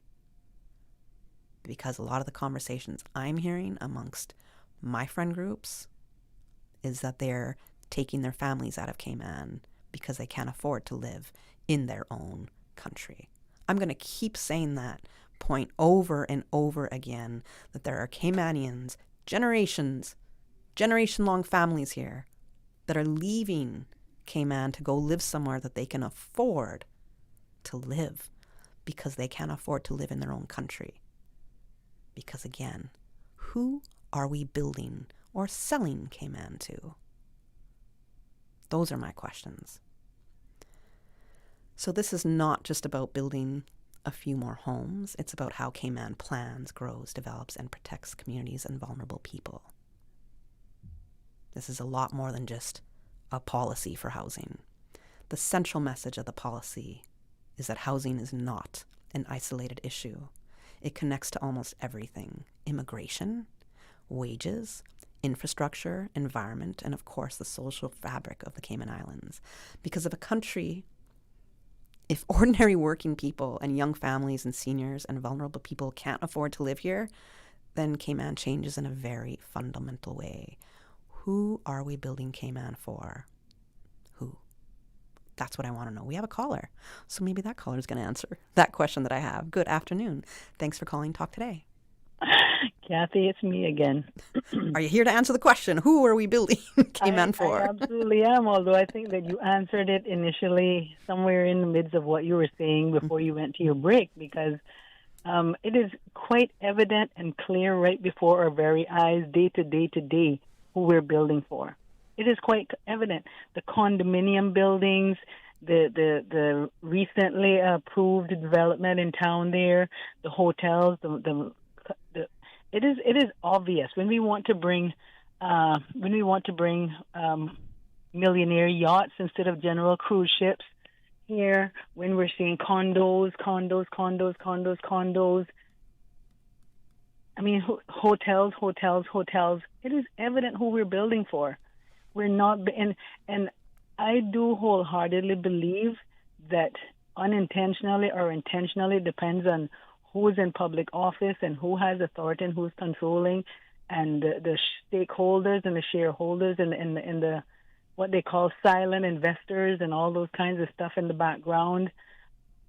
We all know, because right now, you know probably better than I do, the Cayman Islands is the place of all places.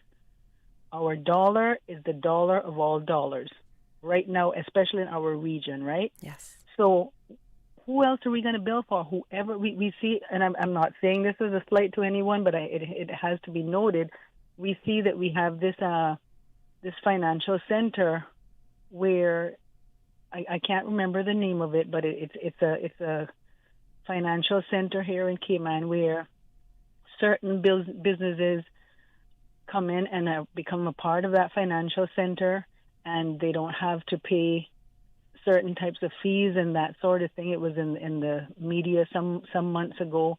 So it's quite obvious. I don't know if you want to use Morocco or some other country I was thinking about, or some other island or one of those other places I was thinking about, that similar makeup happened in those areas that we see happening in the Cayman Islands.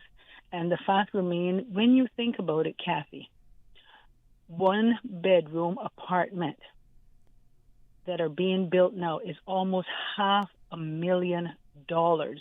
Yeah. A 1-bedroom apartment, and they're apartment. An apartment, not a home. No, not a home, or they're not even townhomes either.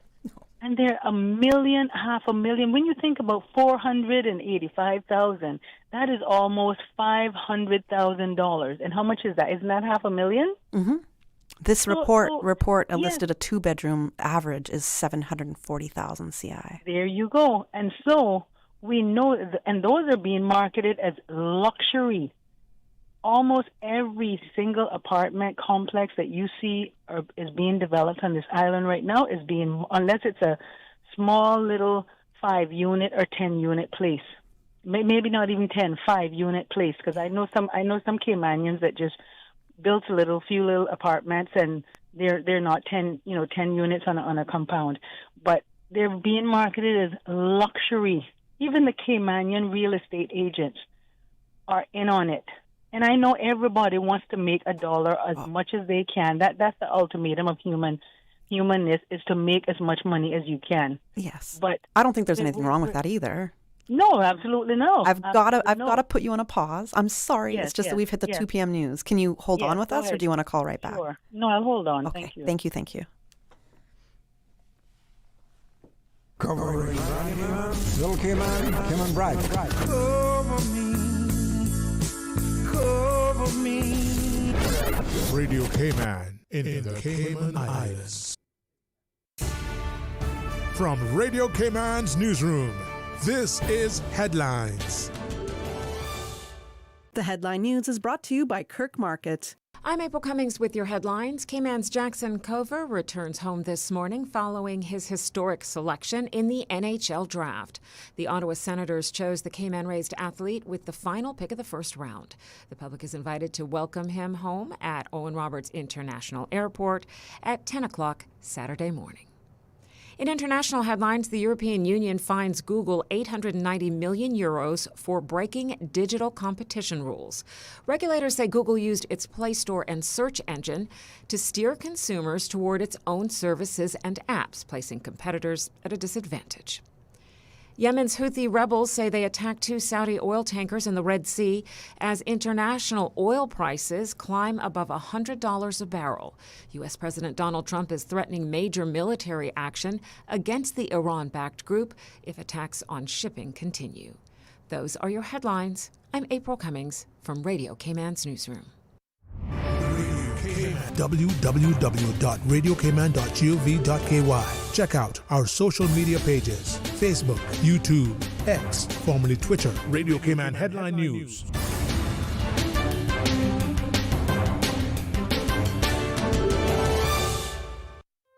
Looking for fresh, healthy food that's full of flavor? Then you've got to visit Kirk Market. Our dishes are made with fresh, high-quality ingredients. Enjoy vibrant mixed greens or satisfying pasta salads. Or try one of our delicious grill options like blackened chicken, spicy beef steak, or grilled salmon. Looking for something light and flavorful? We've got sushi rolls and poke bowls prepared daily. And don't forget to explore a hot bar or Billy Fresh salad at the salad bar. Stop by Kirk Market today for breakfast, lunch, or dinner and taste the difference. Eat well, live well with Kirk Market.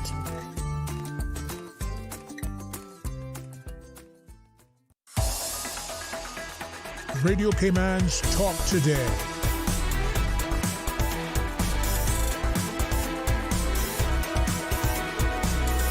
What is on your mind, Cayman?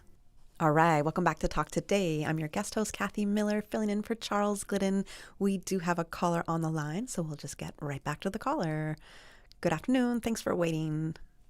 Hi, Kathy. Thank you for letting me hold on. No problem. As you and I were agreeing about the cost of these properties that they're now developing to sell, and what I wanted to say also to that, the government in the last sitting, I believe it was, and the opposition, they all agreed, as far as I can recall, that they would bring back the ability of persons to add on up to 10% onto their home. Now, I may not have it exactly correct, but I know that that was the topic that was mentioned, and it was agreed that they would reinstate that back. Now, I'm not quite sure if it I can't remember if it was totally agreed or they're going to put it into place, but I tell people, call planning to find out. That helps fill the need for rental assistance, rental housing, right? But when we're talking about Caymanians becoming homeowners, it is such a, I don't know, I think they really need to sit down. Not the government just really needs to have sit downs with their constituents. I mean, raw sit down, not them sit up on a podium. You know, they need to have little small community meetings, little meet and greet and have one-on-one for at least 2 hours with your constituents to really hear what people say, not 2 hours where put your hand up and you know, we need an organized meetings, yes, but we need to have where people genuinely come. Not everyone wants to come on the talk show and call in and air their views. Many can't get appointments with their MPs to talk about these issues. Cayman is, you can't even see us on the map, but everyone wants to be in the Cayman Islands, and you and I both know why. We have to find a middle ground, and this government, I believe, is bent on doing that. I hope they do something, but we have to do it fast because, like you said, many Caymanians are taking their families and migrating. Many students are going overseas and don't want to come back because they're looking at what's going on in their island. I remember when Mr. Panton, when he was premier, yes, that they increased the amount of stamp duty for up to $500,000 for Caymanian first-time home buyers. And I said to myself, looking at the market then, and he was premier a few years ago, looking at the market then, I said to myself, what's the sense of even increasing stamp duty for up to $500,000 when Caymanians can't afford a home for that amount? Mm-hmm. They simply cannot. You're not even a two-parent family, or, the banks don't even want to combine anymore. They don't even want to let brothers and sisters, or brother and brother, sister and brother, mother and father. They don't even want to let families combine incomes to try to pool resources and develop properties or anything like that. We now see another reinstatement, another popularity with developers where they're offering owner finance property sales again. But you know what? You can only build. They have these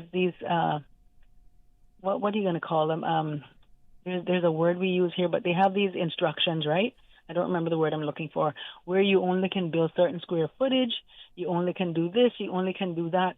And the properties are going for beginning up to $100,000 and $140,000. It's like the land use, how the land's allowed to be used. So you have to come up with $10,000 to put down for that. So it's like damned if you don't and damned if you do, 6 of one, half dozen of the other. This is not for Caymanians. This is not even for Caymanians that are working and making good salary of $3,000-4,000 a month. And a lot of Caymanians. That's not a good salary. That's a barely making anything salary. That's under the average. That's what I'm saying now. Yeah. That's the rate out there. Yeah, and $50,000 is the median average salary in Cayman. So the developer, let me tell you, I've been calling around. I myself had a piece of property in the BRAC, and I said, you know what, let me see if I can sell that and try to see if I can find some way to get it, because my kids don't want to go to the BRAC. I don't ever want to live in the BRAC. And what can I do to try to find something here in Cayman, right? Mm-hmm. With that, Kathy, it's impossible. For what I could get for that piece of land in the BRAC, that would be a down payment for a piece of land here in Grand Cayman. And I don't know how the government is going to solve it, but we're not talking about home ownership just for Cayman. You're talking about housing on a whole different level. And the discussion was that not every Caymanian wants a house, so we can build apartment complexes, and we can let Caymanians get in. But the other thing is, Kathy, the banks don't want to lend to Caymanians. That's another hot debate. The banks Caymanians are feeling prejudiced against when it comes to the banks.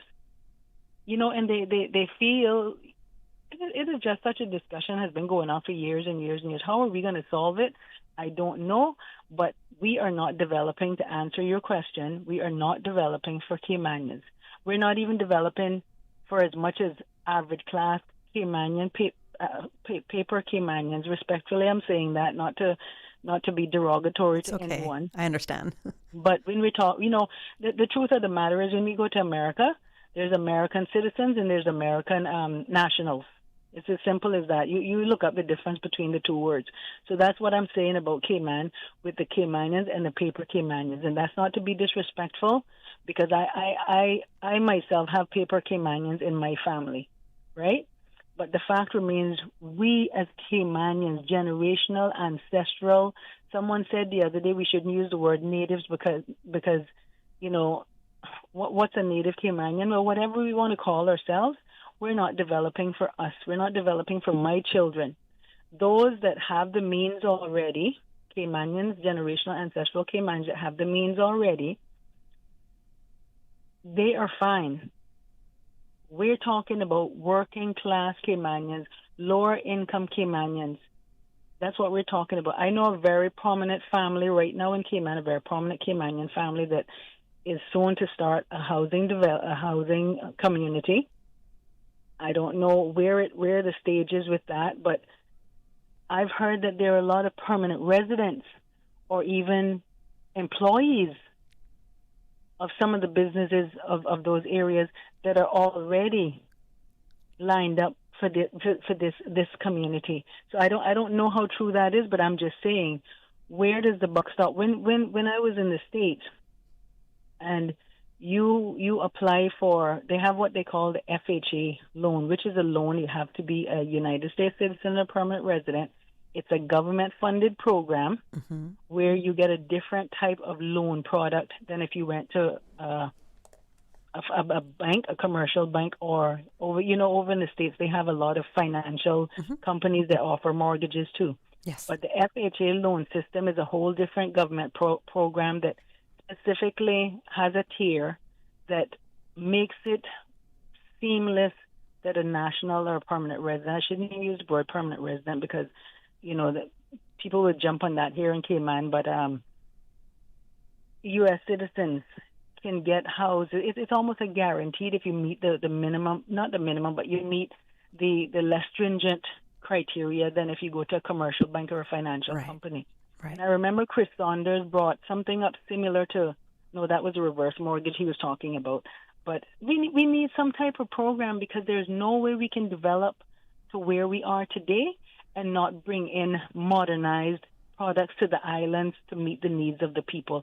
I'm going to jump off now, Kathy, and see who else wants to say something. All right. And I may call back because I see your time is winding down. Thanks very much again. Thank you so much. And on that note, there is in this, the policy and plan, there is suggestions for subsidizing the homes and having government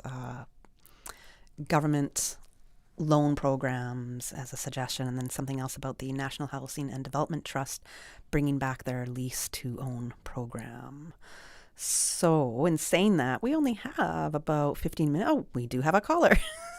Welcome to the show. Thanks for calling Talk Today. Good afternoon. Yeah. I'm still trying to get into giving the details. I haven't been able to give any of the details yet. That's very interesting what I've been hearing. Mm-hmm. But you know something, Miss Catherine. This is Mr. Brown again. Mm-hmm. You know something.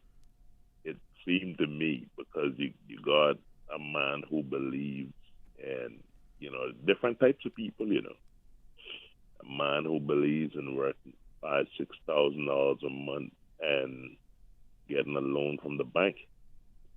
And then you got now people like Rihanna and Rick Ross now who believe now in investing in themselves and then put the money other places. So that's what I'm saying to you now, Miss Kathy. You got to get it straightened up with this music. I knew you were going back to that. I'm investing myself in other ways right now. All right. Thank you. You know what you do? You listen to that song by Rick Ross, Billionaire Mind State. I can't stand Rick Ross. I really can't. I can't. Like, the man can't even open his mouth. And oh my gosh, I can't stand Rick Ross. That's how I can't stand him. He's very inspiring. It's just, he's not a rapper for me. I'm a lyricist. So I'm gonna go with that. But what do you think about Rihanna? What do I think about Rihanna? I think she's doing a great thing. It's amazing to see how amazing Rihanna has done, the billions that she has built for herself. Have they made her a national hero right now in Barbados? They didn't wait until she was way more up there in her age. They did it right now to give such a great example to the youth out there of, hey, you can do this too. We're going to celebrate you. You don't have to look the perfect way. You don't have to have your hair relaxed and your nails looking a certain way in order for us to dignify you as a national hero. They let her be herself. And I think that's a That's a huge thing when we're looking at inspiring the youth out there. I'm going to let you go because we got to go to a commercial break. I'm just going to go into the policy and plan here because that's what I want to talk about, okay? Thanks for calling. Let's go to take our last commercial break, right? All right. Accidents and illnesses can strike without warning.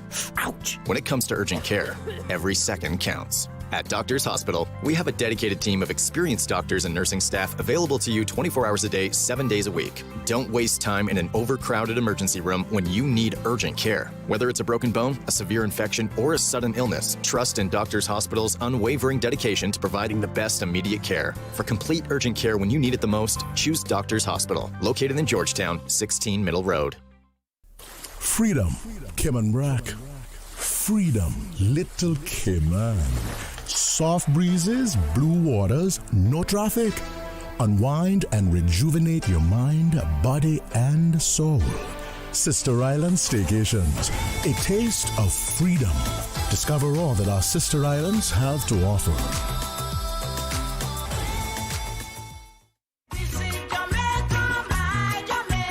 Jay and Money and Appleton presents the Jamaica Independence Celebrations on Friday, July 31 at Compass Green with an all-day food fest. Come out for breakfast, lunch, and dinner and enjoy your favorite Jamaican dishes.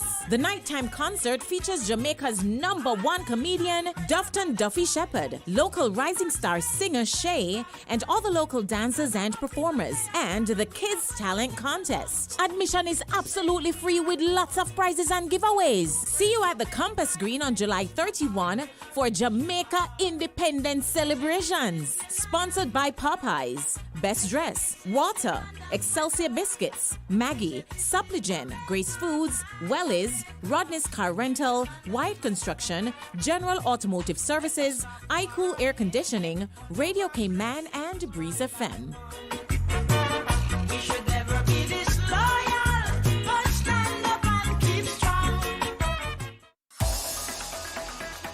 Radio Cayman's Talk Today.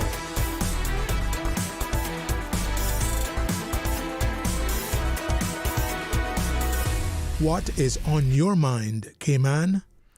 All right, welcome back to Talk Today. We're in the final 12 minutes or so of the show, and I'm going to be talking about the 10 major areas that 98 recommendations under the Affordable Housing Policy and Plan falls under. So 98 recommendations are grouped into 10 major areas. So we're going to understand the 10 major areas first, and then we're going to look at what the plan is. So the first one, phone lines are closed, by the way, because since 12:15, I said I was going to start on this and I haven't had a chance yet. So I appreciate the calls. I love the calls, but I want to get this information out because I want you guys to wrap your head around it and start thinking about this because the public consults are coming up.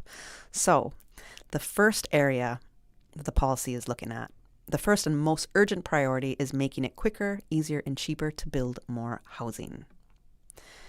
This is an immediate term focus. All of the recommendations fall under immediate, medium term, or long term. So this is an immediate term focus. And the policy says that in the immediate term, there is really only one way to address unavailability and unaffordability. Build more housing and make it quicker, easier, and cheaper to do so. That's so easy to say, hey?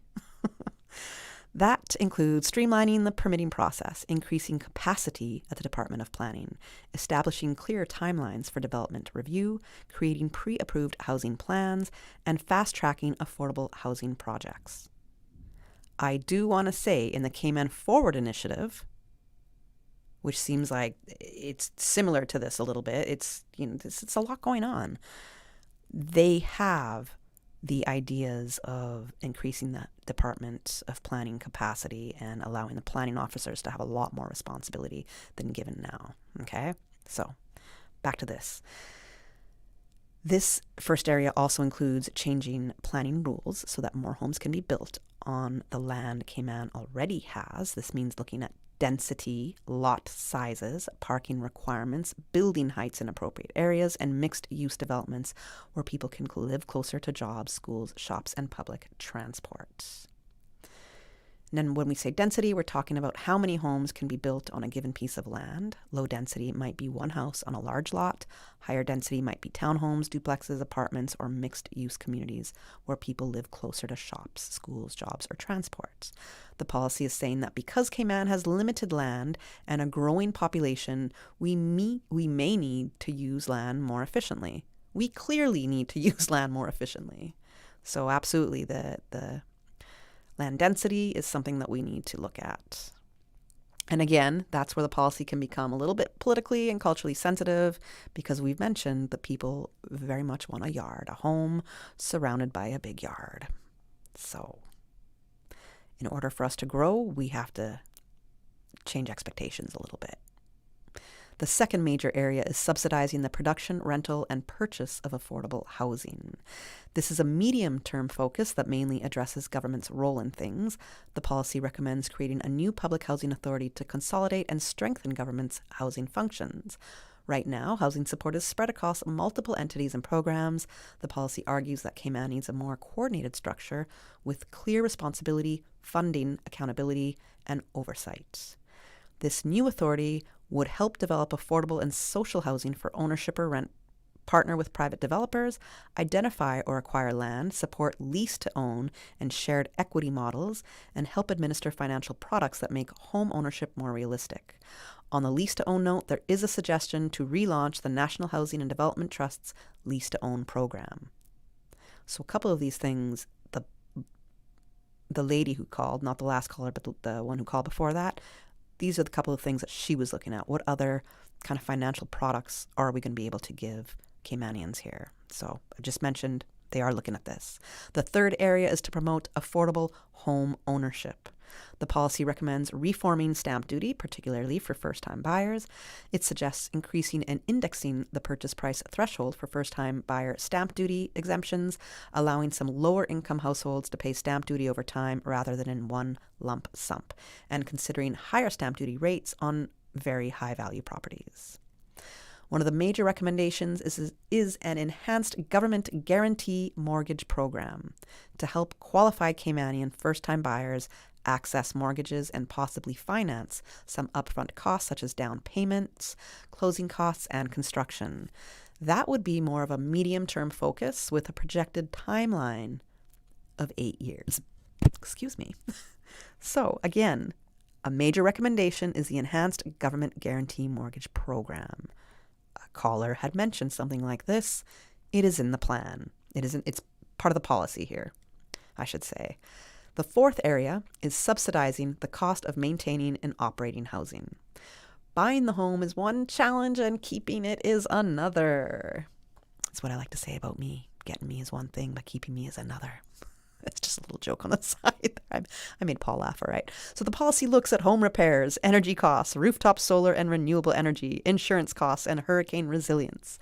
It recommends continuing home repair programs, supporting energy efficiency retrofits, offering loan products for rooftop solar or other approved renewable technologies, and requiring insurers to offer wind mitigation credits for homes with hurricane-resistant features. The fifth focus area is curbing the impact of real estate speculation on the residential housing market. This may become one of the most debated parts of the policy, and I think it's one of the most important because a part of this policy looks at the impact that foreign property investment in the Cayman Islands is having on the local community. And it's tremendous. And by that, I mean tremendously bad. Tremendously bad. From my perspective, it's a key reason why the housing market is so expensive and why Caymanians are being squeezed out of affordable housing in their own country and being pretty much forced to relocate to another country to live, probably where that foreigner is coming from. How that works, I will never understand. The policy recommends studying and potentially regulating the impact of real estate speculation on the residential housing market. It includes proposals such as a fee on foreign-owned residential zoned land that remains undeveloped for 4 years or more, regulating short-term rentals, limiting ownership of short-term rentals by foreign corporate entities, studying foreign ownership's impact on prices, and considering higher stamp duty on purchases by foreign nationals. One recommendation in this area is to explore the reform of the Certificate of Permanent Residency system as it pertains to investment requirements. What a brilliant idea. Because again, me buying a house for $2 million or whatever does not mean I have any loyalty, any allegiance, or care about the Cayman Islands whatsoever. Okay? Me buying property here doesn't mean I love this country. And I think we know that with all of the foreign investment here and the people who might spend a little bit of time here. I'm not coming down so hard on the foreign investors, but you have to understand that we are catering to the foreign investors more than we are to Caymanians. Okay? That is something to say, because I get calls by the people that are very blessed and have a very nice life that tell me I can't come down on the foreign landowners so hard. So whatever this upper ring here in society is that is protecting this, I don't know. I'm not a part of. I'm not one of the millionaires that can be a part of this circle. So, but there's something going on. So I like the recommendation because it does help free up the housing market a bit. Someone already trying for permanent residency is also very likely to be investing further into their life in Cayman by purchasing a home anyways. It's something that most people seeking PR are looking to do, but purchasing one, it doesn't guarantee PR either. It does not. I know people who have purchased, didn't get PR. I know people who didn't purchase, who got PR. So get this out of your heads, people. I think foreign home ownership is a great indication that purchasing property, it does not equate to being invested in the actual community or caring about Cayman. So reconsidering a reform of investment requirements under the PR system, it's a welcome change to me. Because right now, buying a home, being denied PR, which does happen, and selling that home at a higher value because you were denied, you got to leave the country, you can't live here anymore, the land and property value always goes up. It never goes down. It always goes up.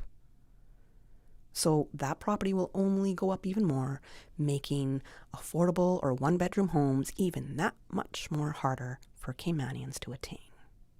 So the goal is not to shut down investment, but to ask whether the current system is allowing housing to become more of an investment vehicle than a place for people to live. And my question is it enough? Are we considering enough restrictions on foreign property investment? Are these restrictions actually going to help the common average person in Cayman? The sixth area is enhancing resilience and sustainability. Cayman cannot talk about housing without talking about storms, flooding, sea level rise, building codes, and infrastructure.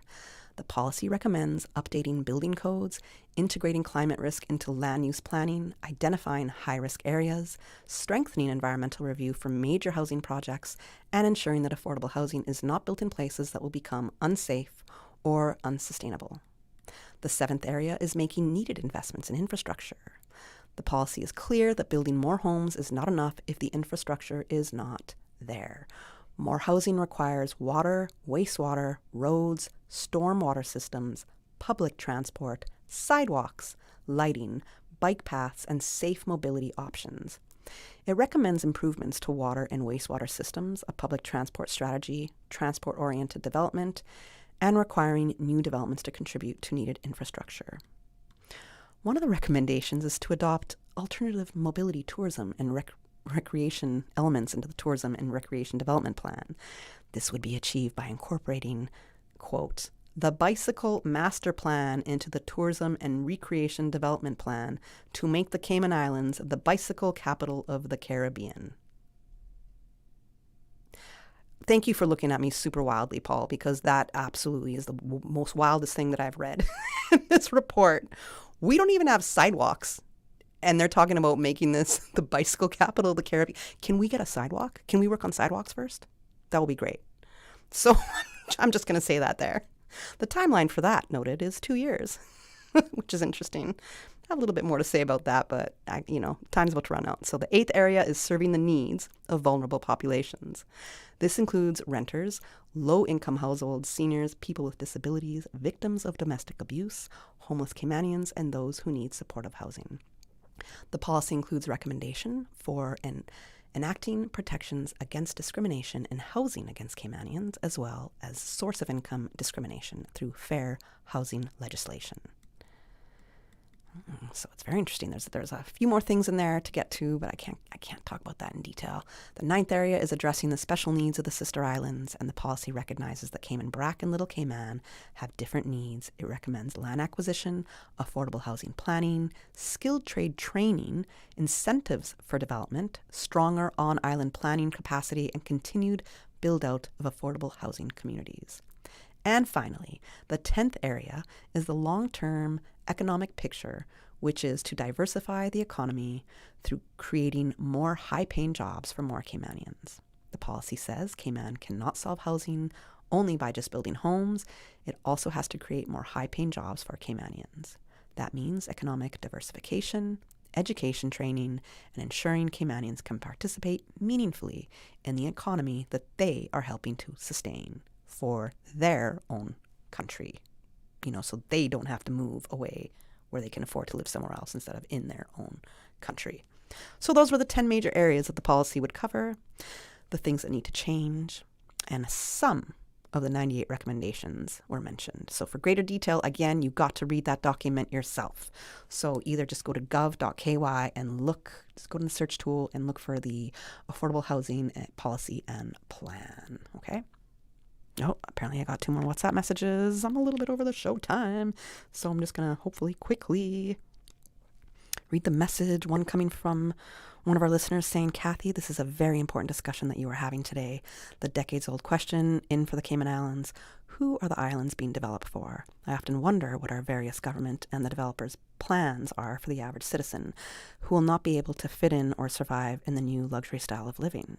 Do they want to see shanty towns, homeless individuals and groups on the streets, or large-scale migration of Caymanians? And to the listener who sent that, I would hope that they don't want to see it, but the large-scale migration of Caymanians, it's happening on a small scale, but it's happening. Okay,